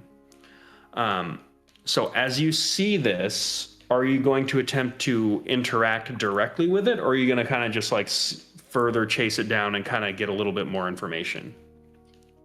I think what I want to know is like, is there like an organized group that would be like, or is there a person who would be in charge of or responsible for this, or just like a group that's affiliated to that? Yeah, so it sounds like you want to try to map out as much of this as you can Yes. without being detected, or are you attempting to make contact? Without being detected. Okay. With a 26 and with your unique proclivities, yeah. So I think everyone kind of comes back like at various degrees. You know what? Let's do you last. Enoch, did you go?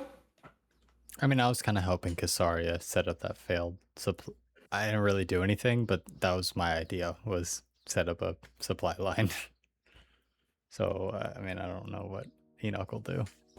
I'll tell you what. The level of heat will stand, but if you like, I can give you the opportunity to give her another roll.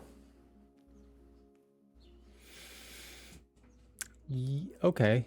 Okay.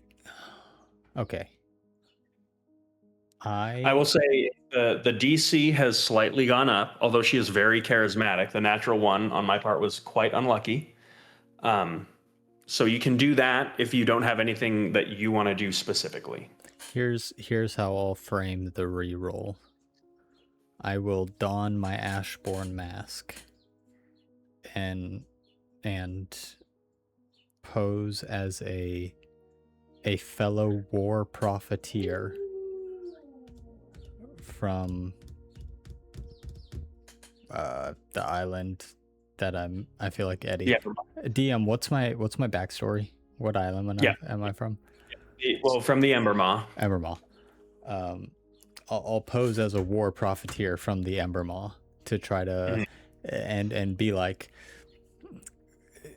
this is safe. I've seen so much work. Do you have a god living in your volcano? No, so this city isn't so bad, Okay. I'll try to raise the spirits of anybody that might be on the fringe of. Yeah, kind of like you're a plant. Yeah. Okay. The DC is going to be a little higher. You are going to roll you'll roll for Kasaria so that I'm not dooming her. Okay. Roll a D20 and you will add a plus. Hold on, math. 11. Jesus. Okay. Plus 11. I wish I could do this on screen. 23. Okay. So that is a moderate success. So you, again, maintain that point of heat. You don't generate any more. And you do make contact with a merchant that this is someone that trades in a lot of stuff, a little bit more on like the weapons and explosives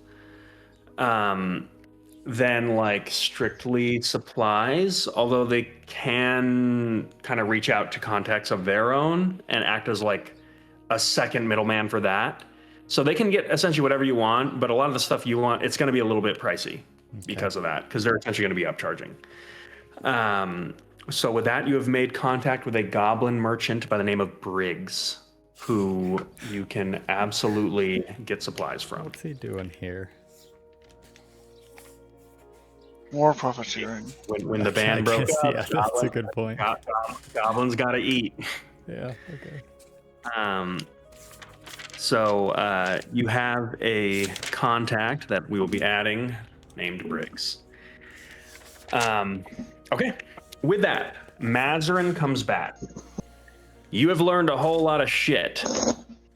There is absolutely an underground criminal element with a long and storied history that even predates the founder. Their group is known as the Drowned, and that is because in the Oran Empire, prior to the founding of the FETC, that was in the city, in pre-unification conscriptus, that was essentially like the execution that would happen to thieves, is that they would just drown them in the bay. So they kind of took that name. That's horrible. Yep. There is a group of essentially like a thieves guild that is known as the Drowned that is absolutely still thriving under all the chaos that is going on here. Essentially, they are kind of like pillaging and cannibalizing like their own city through all the chaos, and doing business with some people from within the Brightwater regime that are looking to make a little bit of money from under the noses of their superiors. They're dealing a lot with like the war profiteers as well. So their organization has been pretty bolstered by a lot of what is going on.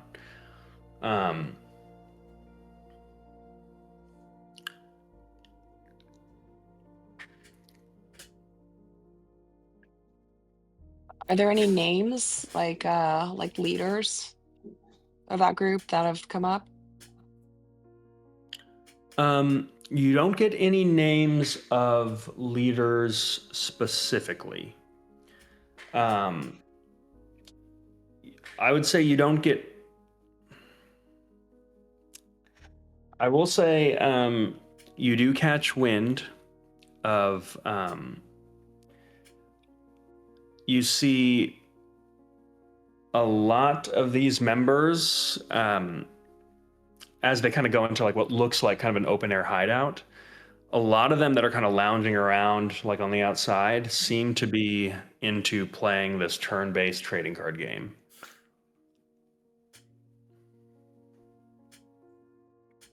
Okay, that's good, actually. Are you trying to get us to play Magic the Gathering No, in D&D? no, I'm not. I'm picking up what you're putting down.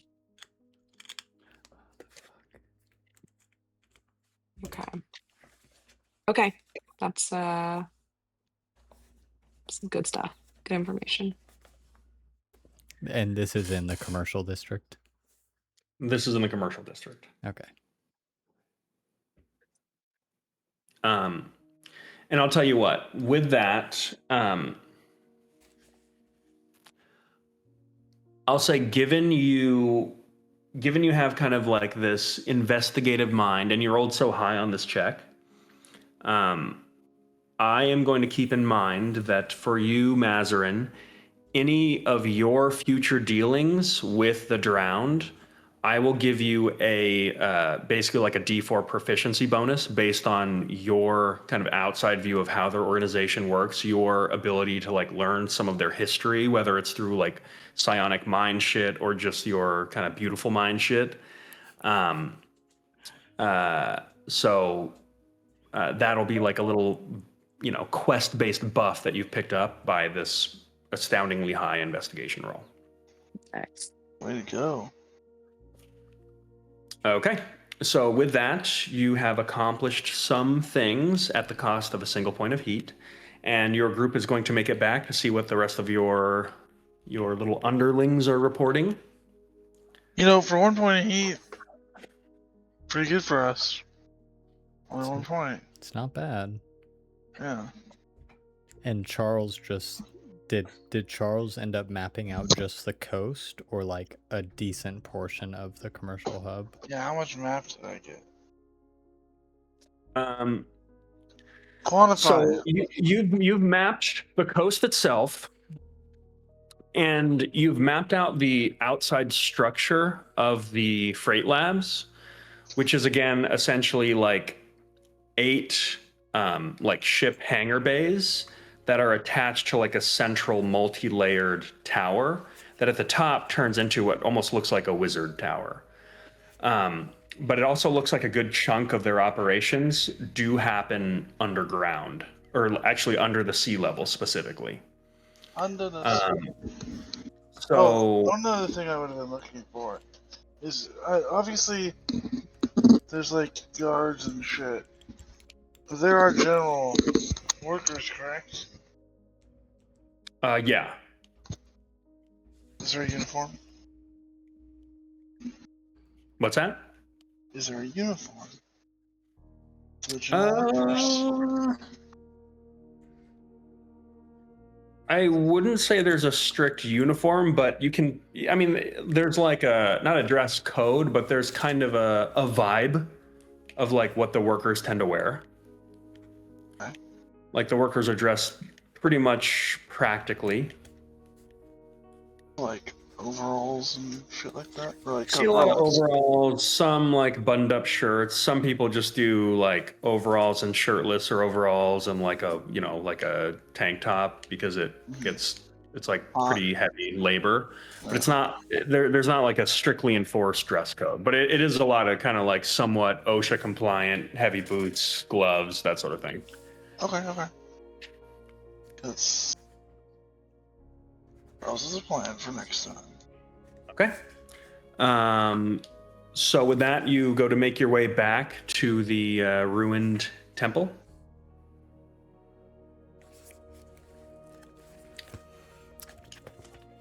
Anything else? Yep. Okay. I think so. Perfect. Yeah. So as you make your way back, let's see. It appears that all of your NPCs, save for Celeste, who specifically, like she's on kind of like a longer form quest, like so she's gonna be out for a while. Daenric, with his role, will report that he is unable to garner any open support or any like traceable support from any of the archwizards that are willing to move against Tasha's forces. However, he will report that many individuals within the academies have been imprisoned within the Iron District, those who were not willing to bend the knee to the new regime. And he did get a bead on a potential habitation in an abandoned university building that is known as the Meridian Annex, that is essentially like a satellite university of Valen's University in Shardlight District, which you guys also infiltrated, if you remember. But it has been cleared out, as essentially all the students and faculty have been moved to Valen's University in the Charterlight District to kind of weather the storm that's going on here. And the university itself has been sealed magically, so it is untouched and abandoned. It's not particularly a point of interest of any of Tasha's forces, because again, it's like a satellite university. But one of Daenric's friends, as one last favor, was willing to impart with him the essentially like the rune key to get through the seal that locks this university. That is useful. So nice. So that is at your disposal if you wish to use it, which is a potential base of operations within the Prestige district, just lateral to the commercial hub.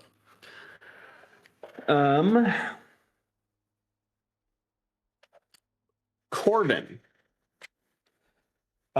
Corbin has kind of made his way through the sanctum, and he has uncovered a couple things. First off, that there is a scattered resistance force, most of which are like FETC loyalists, not necessarily like hard conscriptus soldiers, but like FETC loyalists that have been kind of pushed back to the Sanctum District. So there is a faction that you have run across before known as the Hands of the Founder that are like staunch supporters of the founder and his teachings that have survived and are basically like holed up within one of their sanctums. There is a scattered group of like FETs, like a Steel Covenant detachment that was essentially there to kind of mainly like defend and police like the Crimson Spire, because that was kind of like a larger like FETC embassy to Conscriptus. And there is a district within the sanctum that generally was more of a like housing district for a lot of the clergy here, that is abandoned by the clergy, yet also for whatever reason the demons and other forces of the of Tasha, essentially it's like a dead zone where nobody goes there. And Corvin was unable to discern exactly why that is the case. But his suspicion is that there is another player involved who has yet to be revealed. And he suspects that they may be in this area that he was just calling the dead zone. That's not ominous. I like that. That's my favorite option for hideout. Dead zone? Yeah, It's possibly already exactly. occupied. The way he was phrasing it was that it looked like any demons here were like very quickly Repelled. and methodically like put down to the point where Tasha's forces basically just like drew a line and just said, hey, this like fuck this area, like it's not worth it. But he was unable to make contact or find any sign of life there. When speaking on the topic, he does not describe it as a place that he would recommend settling down. Coward. Unless you make contact with whatever he suspects is there first. Basically, he would be like, go there ready to fight. No. Because he also points out there's a possibility that there are like demons are not known for Loyalty. maintaining order and loyalty. It's another So group of demons. There's absolutely a possibility that there is a rogue group of demons that is just kind of doing their own thing, which may not be worth interacting with. And if asked on his opinion, that's what he thinks is going on there, because whatever was going on did not seem human or humanoid. Okay. Chester is going to come back with a natural 20 and 2 levels. Yeah, that's right. He comes back. First off,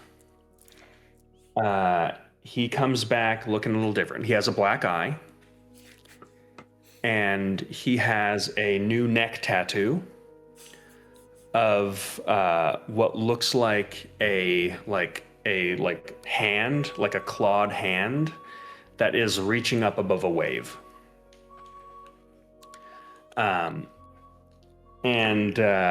As he comes back, he brings with him, he just goes, "I come bearing gifts," and he goes and like pours out a like bag of winnings from his card game. He goes, "Yeah, we were playing for Auntie, and I really popped off with this like kind of spell slinger stacks deck. But essentially, what do we got here?" And he kind of separates it out. He has won a total of 1,200 gold pieces. He has. He also brings back a what looks like a kind of mummified foot that is like bejeweled. He also says, "Oh, and I joined a gang." So Is that the black? Oh, we got a black eye. yeah, they jumped me in. What's the gang? Is it the drowned? Yep. Part of the drown now. Yeah. So it turns out Jason did not, in fact, have a kid. Don't know why he lied about that. He's not married. He just got a bunch of facial tattoos, and he's a lot different, man. He took like a dark turn in his life. He's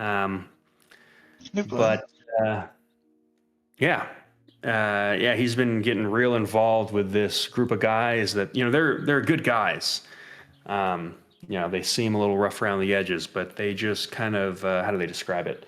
Do a lot of wealth redistribution, charity work, a lot of trade, and basically they describe it as like a multi-level, kind of like a be your own boss kind of situation, where like you got people working under you that might have people working under them, and it all kind of like feeds up. So like if you find people that can, just Wait, good guys and gals that do a good job are able to like, find valuable things and sell them and pay you a cut that you pay to your boss. You keep your bosses happy.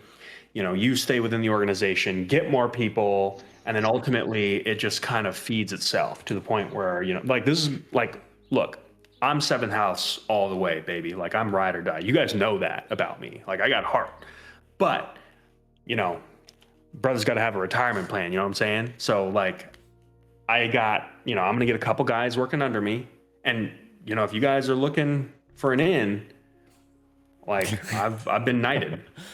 So, and obviously like you're working under me for the drowned. I'm working kind of like under/lateral to you in the 7th house. We'll just make it equal split both ways. I won't even take a profit off you guys. I think anything you get will all just split evenly from my standpoint. And then I trust you. Are you working for Jason?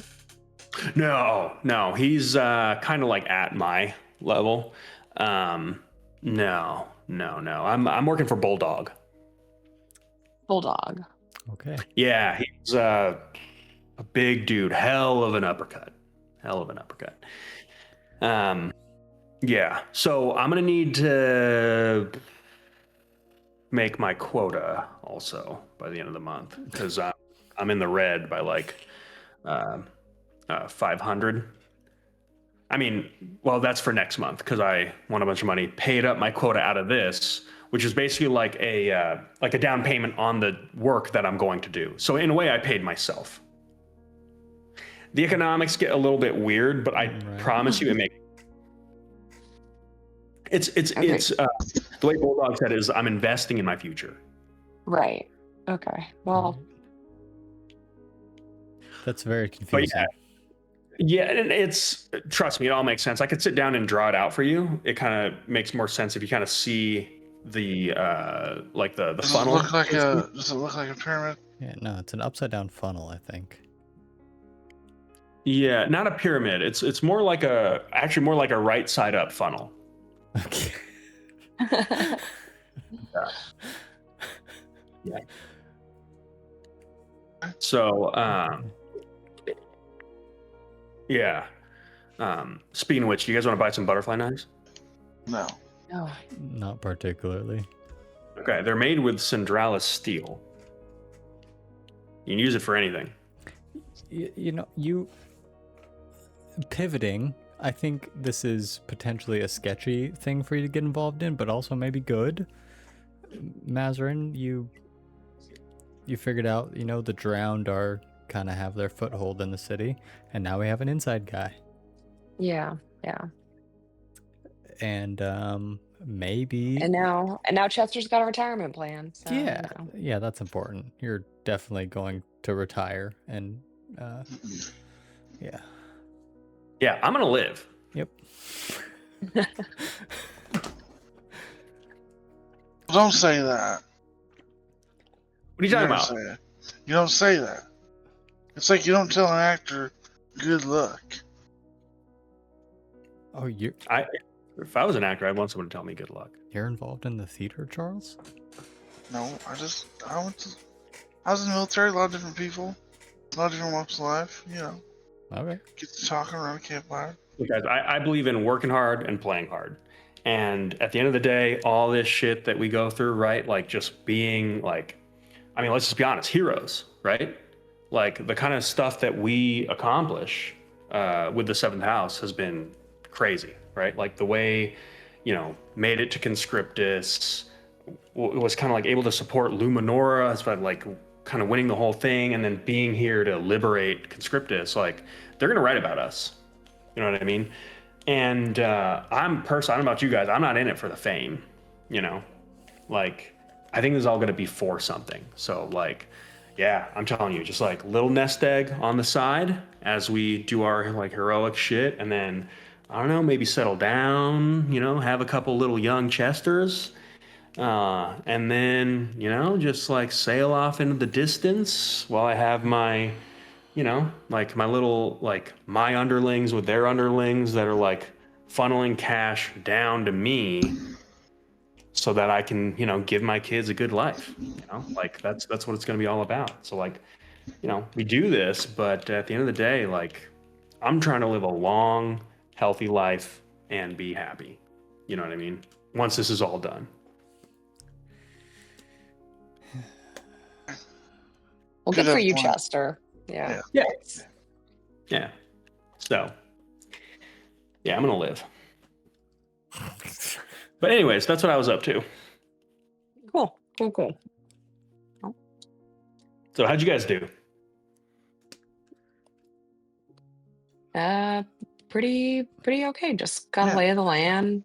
Just, checked it out. Laid eyes on the premises. All right, great.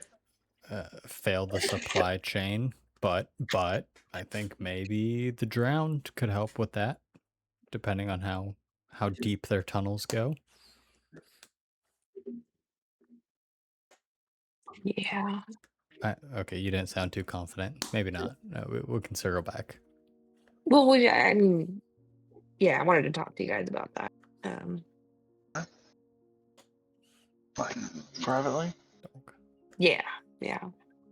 Maybe later. It's Yeah. No, I think we do it now. Sal, do you mind?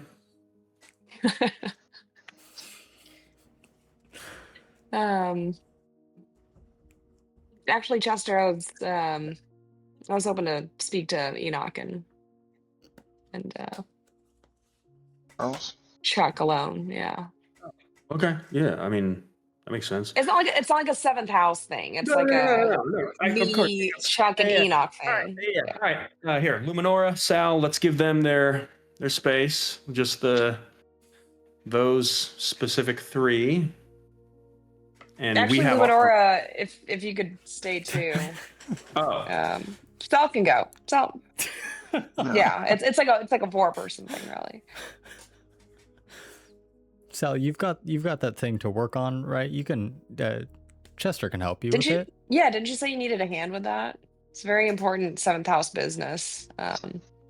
Chester turns to you guys and goes, "Look, I'll leave, but do I have to go, Sal?" Yeah. he needs Kind he of. needs support. Yeah. Please make sure he doesn't kill himself. He looks Yeah. at you, Chuck, and just goes, "Whatever you need, boss. I got heart." And he just like turns around and goes with Sal. And Sal just goes, "Have you ever had bath in golden arcane liquid, Chester?" Please stop. And he just goes, I'm not taking a bath with you, bro. And they just walk away. Okay. All right, so Mazarin's going to First things first. Yep. We gotta do something about. He can't. He's too much. Chester is too much. Nah, it's good for him. He's very sheltered. And that's coming from me, who lived on an island, secluded from everything. Did you live on an island?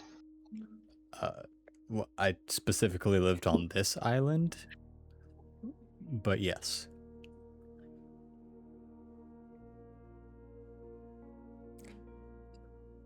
I know we all technically live on an island then.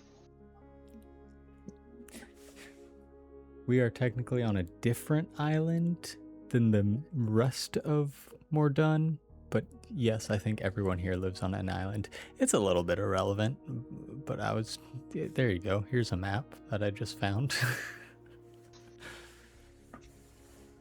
Zooming into Enoch and Charles huddled over this map with their fingers out, just like, Yeah. I think Luminar just goes, Mazarin, as you were saying. Yeah, well, so the drowned is a thing. There's this secret criminal not so secret, apparently, criminal organization. Obviously, I think we might have an in now, thanks to Chester. I'm not buying any knives or anything, though. You guys can, but...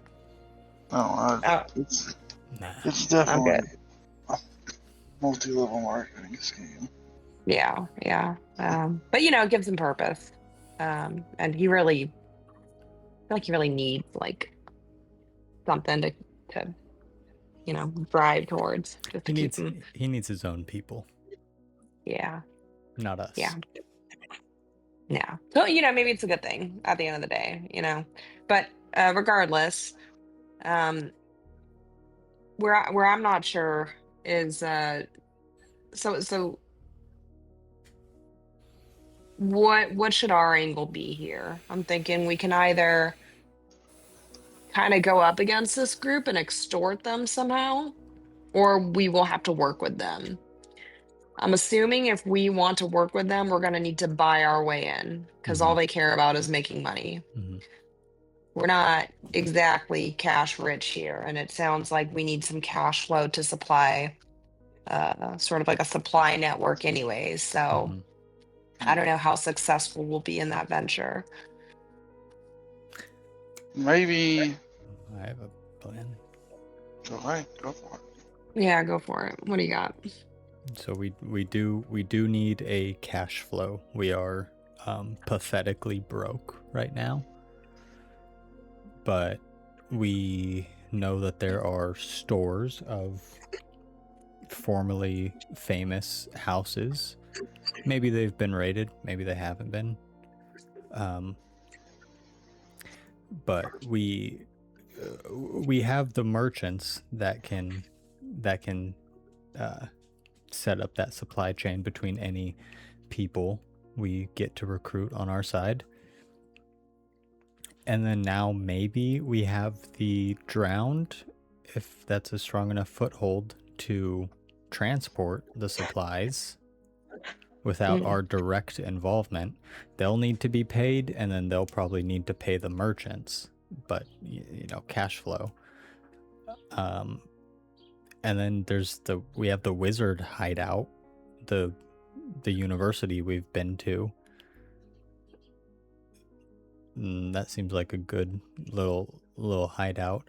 I think the main thing we need to figure out next maybe is a place to break into and steal everything that is not bolted down for money, and then potentially recruit, the people around that area. So we would be paying the merchants to distribute, Mm-hmm. Oh, and who would pay the drowned? Well, we would pay the drowned to be the transport, and then the drowned would pay the merchants for the it's supplies. like this cash flow issue still. Yeah, well, that's why, while that is a promise that we give all those people, while that's going on, we break into one of the rich nobles' houses and steal everything that they used to own. And sell it to The drowned, which then sell it to the merchants to buy the supplies that the drowned then distribute to the people that we rescue. Right? That makes sense. It's kind of like we go in one way and the product, the money goes in one way, and then supplies come out along the same line the other way. Yeah. So we're essentially opening up an entirely new market, Yeah. but we're supplying all the money for it. And providing, the link to the transport and the acquisition, and yeah. Okay.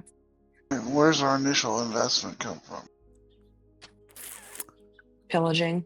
Yeah, probably. We have 1,000 gold. Okay. Actually, I think we have like Don't forget to add the 1,200. Don't forget to add the 1,200 that Chester put into the group fund. We have 2,200 gold. We have 600 gold worth of gems and 500 dark iron coins, which are probably worthless, but Okay, we got to make some serious bucks here. Yeah. But if we can get the money, this could work. it feels like a pretty straightforward line. Yeah. I think that's good. I think that the drowned would be willing to do business. But back to our like ultimate plan here to sabotage. This doesn't exactly play into that. I do have an idea for that. What do you got? When I think maybe with a change of wardrobe, I might be able to infiltrate and maybe give us a better map of the interior if I disguised as a worker. Okay.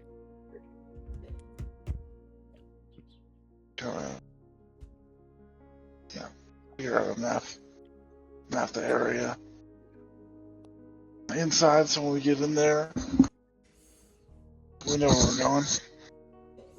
Or we could just fuck that, and when we get there, we figure it out. What area specifically are you talking about? Inside the lab. The freight lab. Yeah. And you want to go in solo? I didn't say that. Oh, okay. You know, change of uniform, and more work-related clothing. And go in there, swoop around, I make a map, bing bang boom, we're out of there. No fighting, no destruction, magic. Where does the sabotage part happen? Later, when we're ready to do it.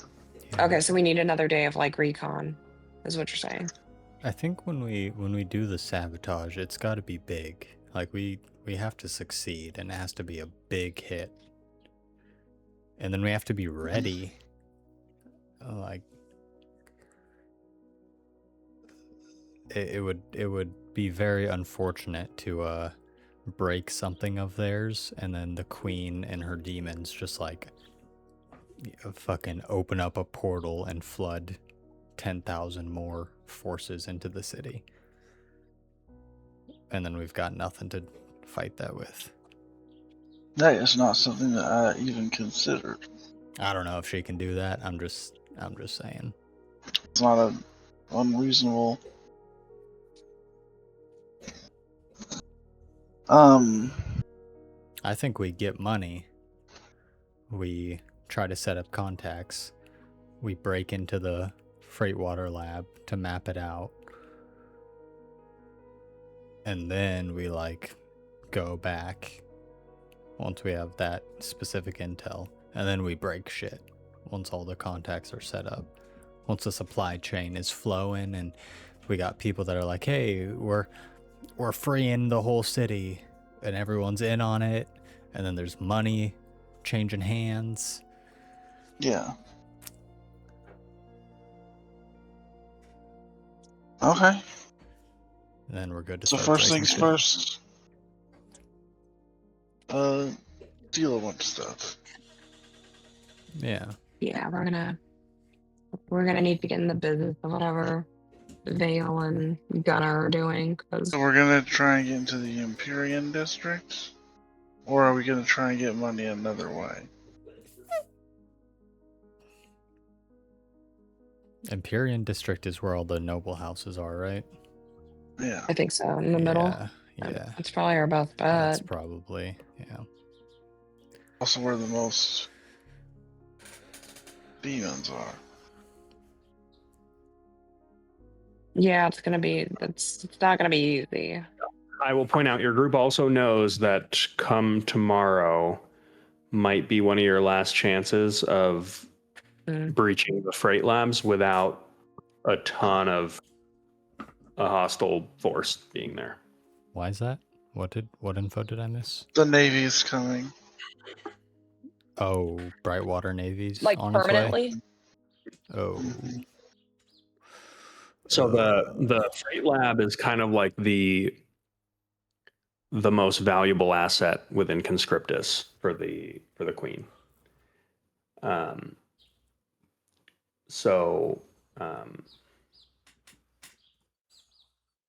Yeah. So maybe we map out the freight lab first and then try to get some money, some cash flow. Yeah. We need to talk to your lady friend. Her name's Casaria. I know. I mean, what is she gonna do? We need disguises. You have a disguise on you? I mean, I made you all masks. You know, they're very. I don't know how. No. Yeah. We need uniforms. Coveralls. No, We want to look like workers, right? Yeah, I never learned how to sew. I assume she already has some kind of. I don't know why I'm talking to you about this.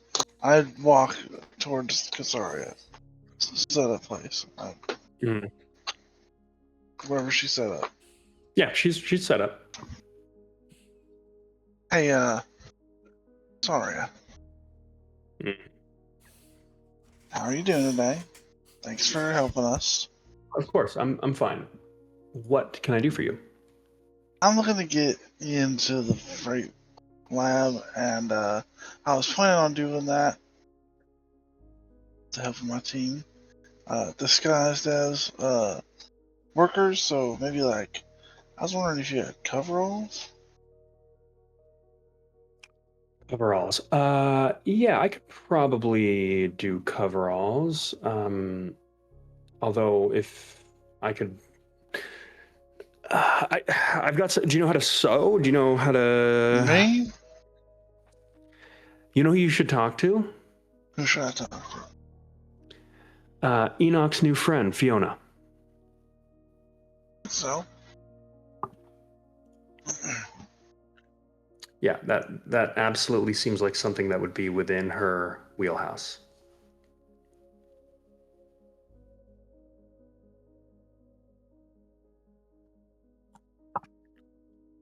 Okay.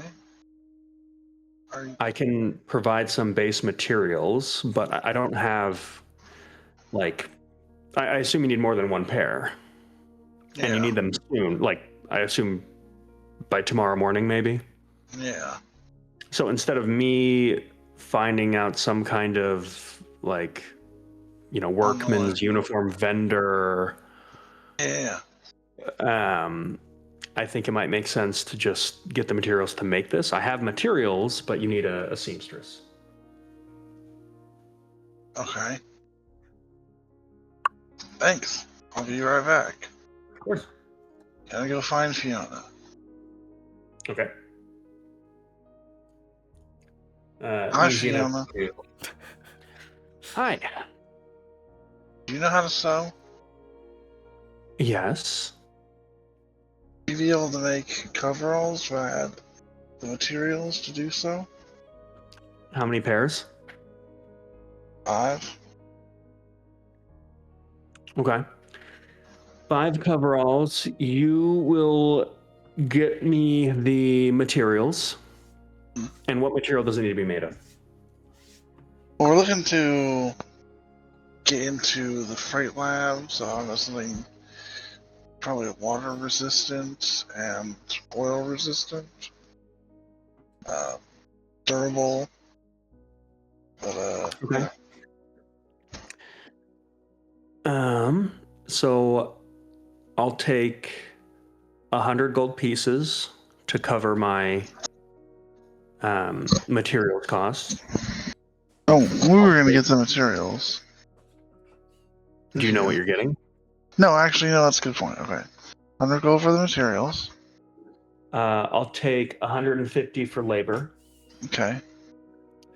and then another 50 for me being kidnapped. Okay. And That's fair. would we be able to get this by the morning? For another 50, yes. 100, 150, another 100. I don't know. 450 coins, you said? 450 gold? Okay. Yeah, give me a second. Let me get that. I will run over to Enoch. First of all, I think she's mad at you. So you need to talk to her. Second of all, where's the group fund? We need 450. Get this done. I think I'm the only one in the group that doesn't have a bottomless bag, so it's not on me. Lamar! We got the Because money. Jazz is not here to defend herself, she gives you all the gold you want. Cool. Awesome. I run back over to what's her face, give her the gold, Okay. and then I'm like, "Thank you. Do you need us to like measure or something?" Do you want these to be good? Yeah, I grabbed the rest of the team. Yeah. Get ready to get tailored. Well, No, hold no, on. no. We're not tailoring these. These are workman's clothes. They're meant to be one size fits all. So Oh, okay. Never mind. Bye. Do all 5 of us need uniforms? Are we going to walk in a group of 5 new hires? I wanted everybody to have the option to go if they wanted to. Well, how are you not going to go in? I guess. We're just doing this to collect information. This is not like our D-Day Yeah. uniform, is it? Yeah, but I don't want to go in alone. Okay, all right, Come no. half the place. I'll go in with you. I can help get you out if need be. So just the two of us.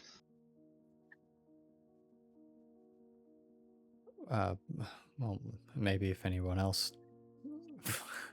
that isn't here volunteers, but yeah, so far just the two of us. Do you guys feel like the more the merrier in this case? Yeah, I don't know. It's a balance. I don't. Will you three have our backs on like the outside, somewhere nearby? Yeah, sure. Alright, cool. Yeah. Then I guess we just need two.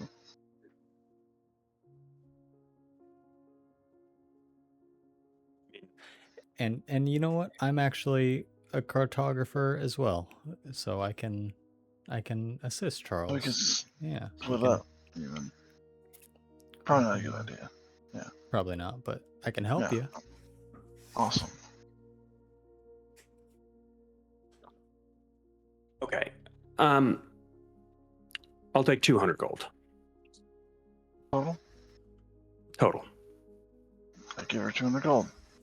She'll take it, and she will go meet with Kasaria and get to work. I go back to Luminara. Boom, give her back 250 gold. We did some negotiating. And then I...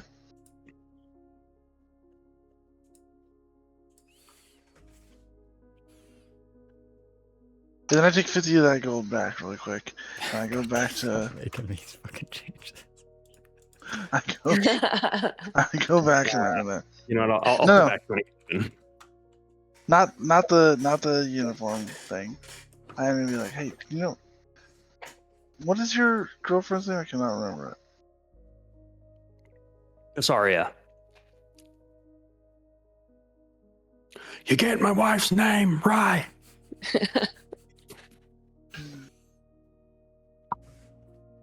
Shaved. Now, do you have poncho?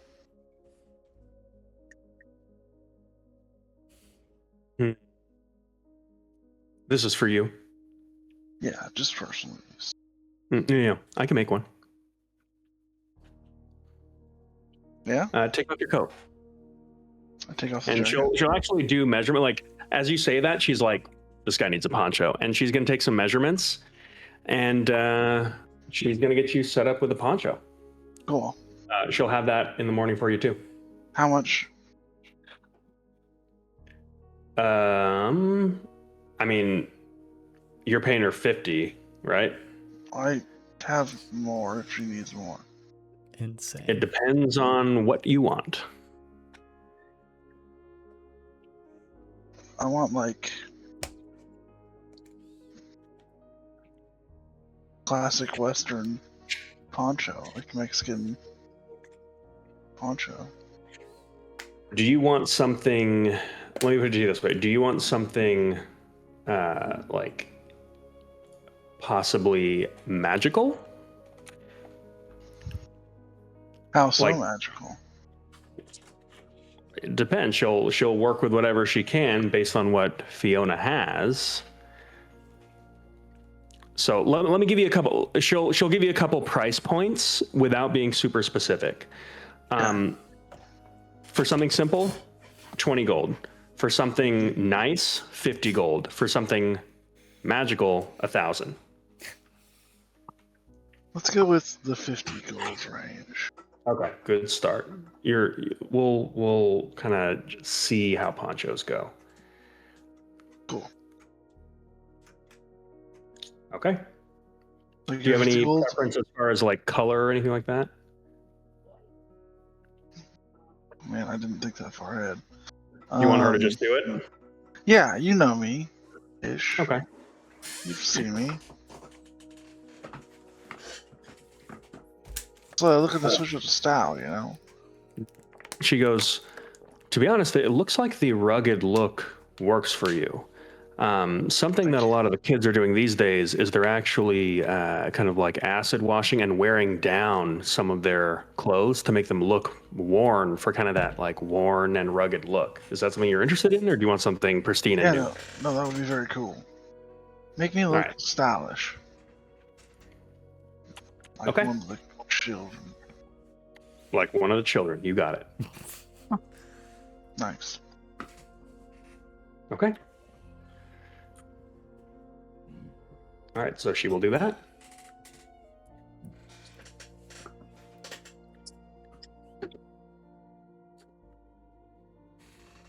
And it's like, have we gone through an entire day at this point with all of the Yeah, you're Renaissance? nearing And, the end of it. okay.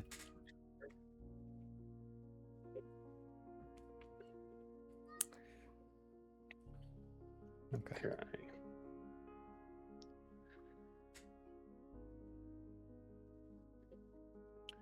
All right. Is there anything else that anyone's doing before the end of the day? As the moon is setting and some tentative plans have been made, Enoch will wander into the large cathedral where Cobb and Casaria are set up. Okay. And go. Is missing because he went with Chalice or with Celeste. Sorry. Yeah, just that's where his Okay. bar is. Yeah. And I'll walk by and grab a bottle that's out in the open Mm-hmm. and take it over to Casaria as she's working.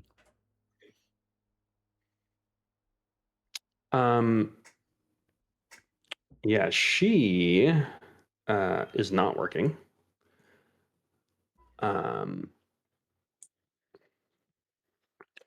But yeah, you approach. You see that she's just kind of like looking over like a little ledger as she's kind of lounging. Was it? Hold on. Okay. Was it Fiona that was making us our stuff?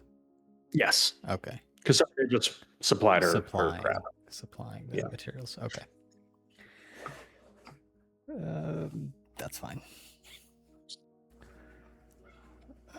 I set down the bottle and 2 glasses, and I pour 2 glasses.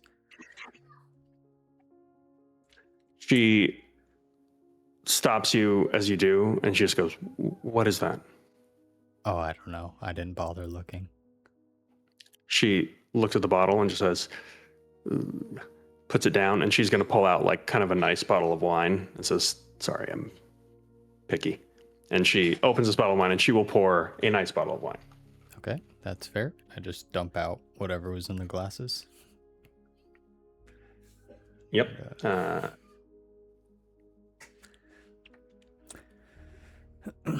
So I guess first I gotta apologize for everything that,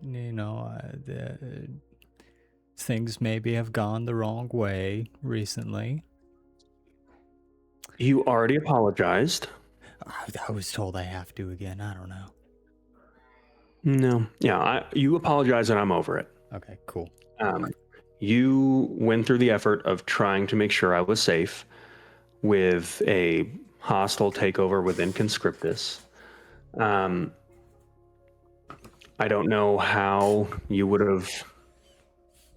I probably would have done the same thing if I were in your shoes. I would have done it better.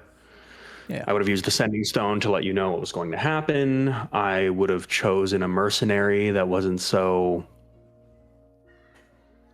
mercenary-like. Yeah. But these are all details. I get it. And although I think I would have been fine on my own, I get it. So we're square. We don't have sending. We're actually trying to get some sending stones, but we do have tattoos. I mean, I don't. Nah, well, never You're not mind. tattooing me. Okay, yeah, Yeah. fair enough. I didn't want to. There is something that's been just on my mind, I guess, since I met you in the train. And, you know, we're all cool here. We're all rebels. But I read something in the book that maybe hinted at you being a part of some occult groups, and we kind of need all the help. You looked me up in your book? It was before you were just a suspect for a murder, you know? Oh, right. Okay, sure. And that popped up, and I forget what your IED or IUD, whatever it's called, was. Your IUD. Now's the time to, if you're comfortable and safe doing so. You got any other witchy friends, you know, that can help us out? More so. Not any that would help. Okay, well then forget the help. And he just takes a big swig of the glass and leans forward. What the hell are you a part of? Because I am very interested in cults and religion. I'm going to ask for a skill check here. Persuasion? I'll be a little bit more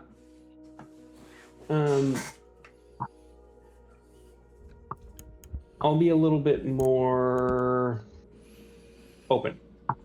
Oh,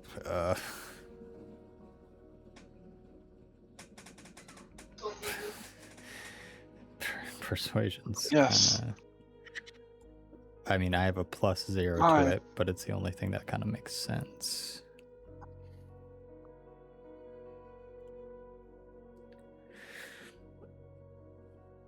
Yeah, whatever. I have a +0 to persuasion, but I don't really see anything else that it could be skill check wise. The DC is not necessarily high, but Yeah, there's no dex abilities that work for this. Okay, come on. Okay, 17. okay, that's pretty good. She looks at you and just says, well, how much time do you have? You know, at least a few hours. Got to get some sleep, but I'm not doing anything else tonight. Okay. I grew up as an orphan in Ferrum, which I don't know if you know anything about, but that's a tough way to come up.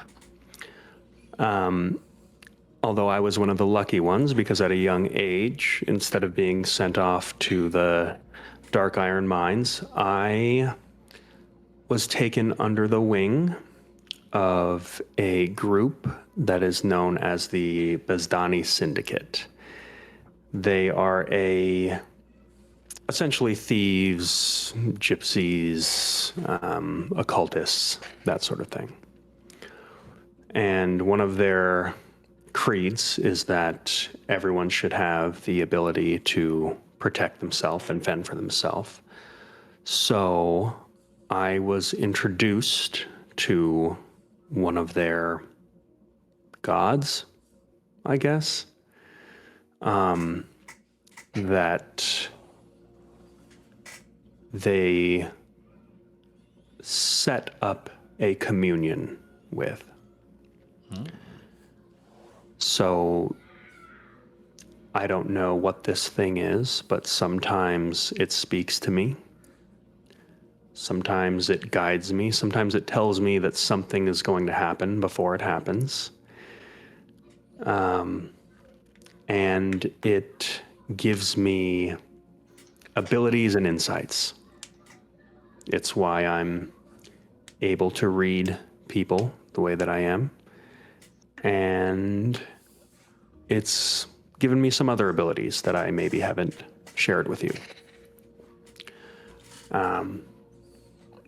So long term, I don't know what this means, because I know that I made some kind of a pact with this thing, and I don't even know what this entity is or what that means for me. So I'm not in a cult. I don't have any interaction with the syndicate anymore, although there's no bad blood either, as I paid all my debts before I left. I made sure to keep things tidy. And now this shop that I own is mine. So, yeah. Does that scare you, or? Scare? No, there's. I was never concerned of, I guess, you being in danger from other people. I was kind of hoping you had a whole network of illegal god worshipping people. It makes sense that the FETC would classify it as a cult if it's not the founder.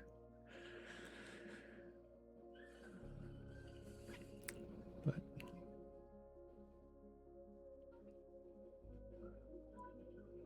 And she just kind of, you see she gets like a little bit unsettled at this conversation. And she kind of shakes it off for a second and just says, well, is there anything else you want to know about that? You're not curious what god it is, or if I had to eat the heart of a baby to make this pact? not really. I would be interested in maybe the technical details and, what this god asks of you and of its people and what it promises in return, and sort of maybe what it provides, although maybe you just laid that out a little bit of personable manipulation and some secrets that you're willing, that you can keep your secrets. I like secrets. Not a secret.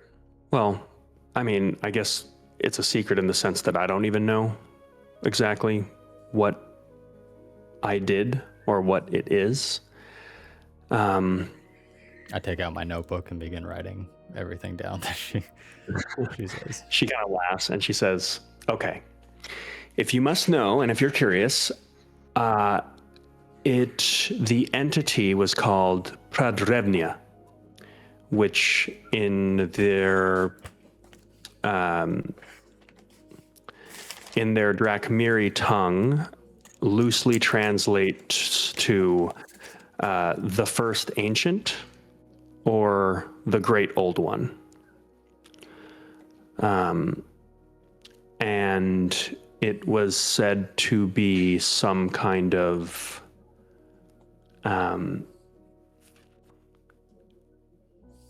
something that has always existed, perhaps even before creation itself.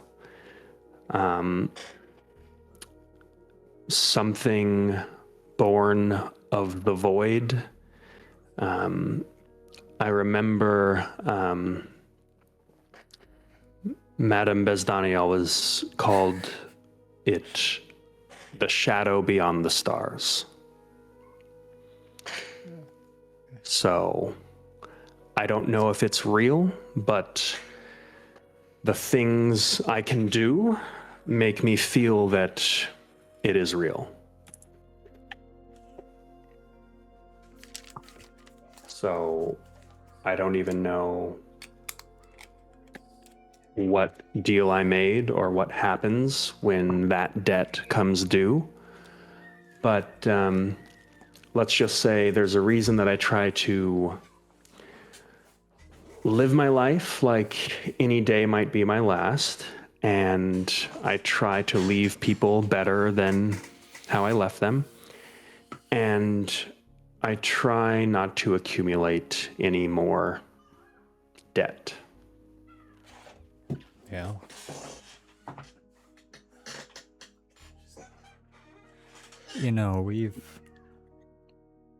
We had the help of some stranger, but we kind of rid Charles of a deal with some otherworld entity. Maybe we can do it with you. I'm not really sure. I don't want to promise that. No, that's okay. I think that this thing I did was my decision, and any consequences need to be faced by me and me alone. Again, I don't know what it means, and yeah, that terrifies me, but at the end of the day, you know, the whatever it is saved me multiple times in Ferrum, multiple times since then. And I think to an extent, I think I owe it a good portion of my success. So I think I'm content to allow fate to decide what the outcome of that is.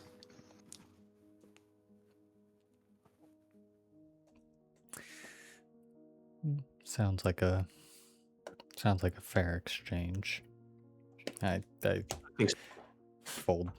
snap my notebook closed, and with my very sparse amount of notes on this new god that Enoch is excited to learn about. And then I pull out a couple already stiffened pieces of parchment from my bag, and various inks and dyes made from various things around the world that I've picked up to continue my art supplies.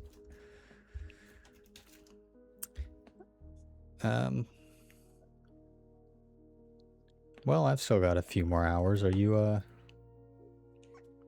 want to do something a little bit more entertaining?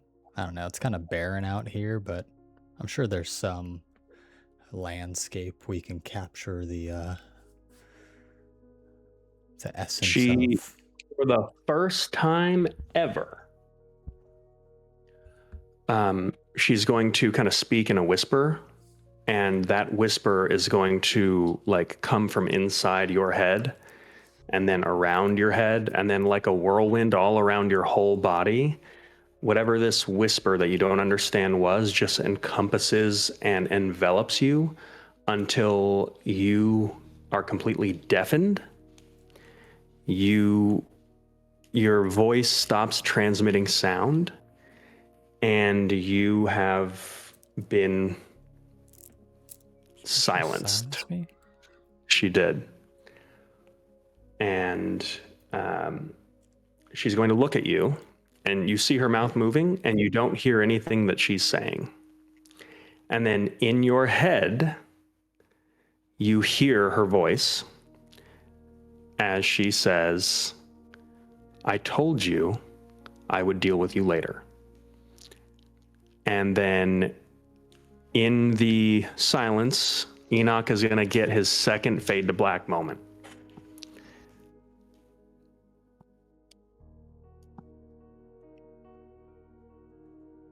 And with that, Chuck can add an inspiration die. No, I'm just kidding. Yeah.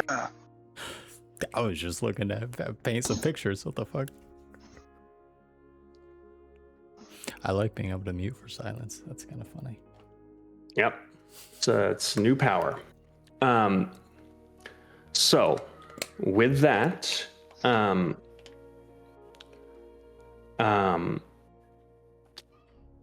going to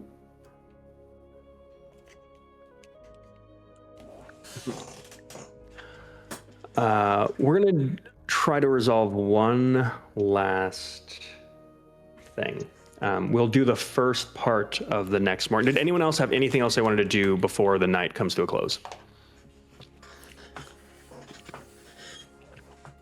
All right. Okay. I will say, before the night came to a close, Daenric Luminora's father would have approached the rest of your group and point out that he will have checked in with Cobb and Celeste, just to verify she's okay, which she is.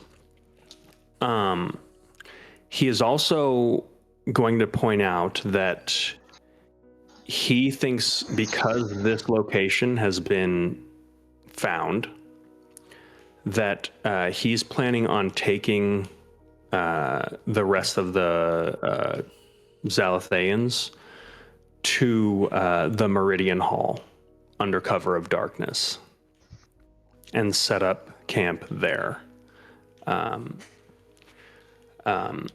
He's going to basically say, like, if you do whatever you want, but if you come afterwards, you essentially just need to knock, and then he'll let you in and, find a way to like duplicate this key. But he's going to go there early to start setting up. Okay.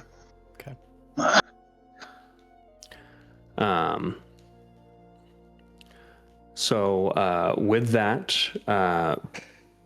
as the evening comes to a close, it's just going to be your group, as he is going to take everyone else on a trip to the Meridian Hall within the Prestige District, and set up a second base of operations there that'll allow you to move within the city itself. Awesome. We need that for sure.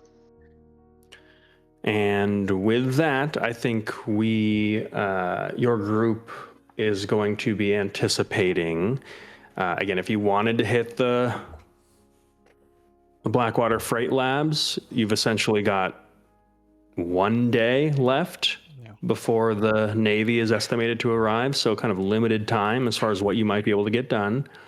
And you've already generated a little bit of heat that might make it a little bit more of a difficult task. But you do have, a little over 24 hours. So a night, day, and night. So yeah, with that, I will see a lot of you in person, actually all of you in person next week. Yeah. Where we will have our next session.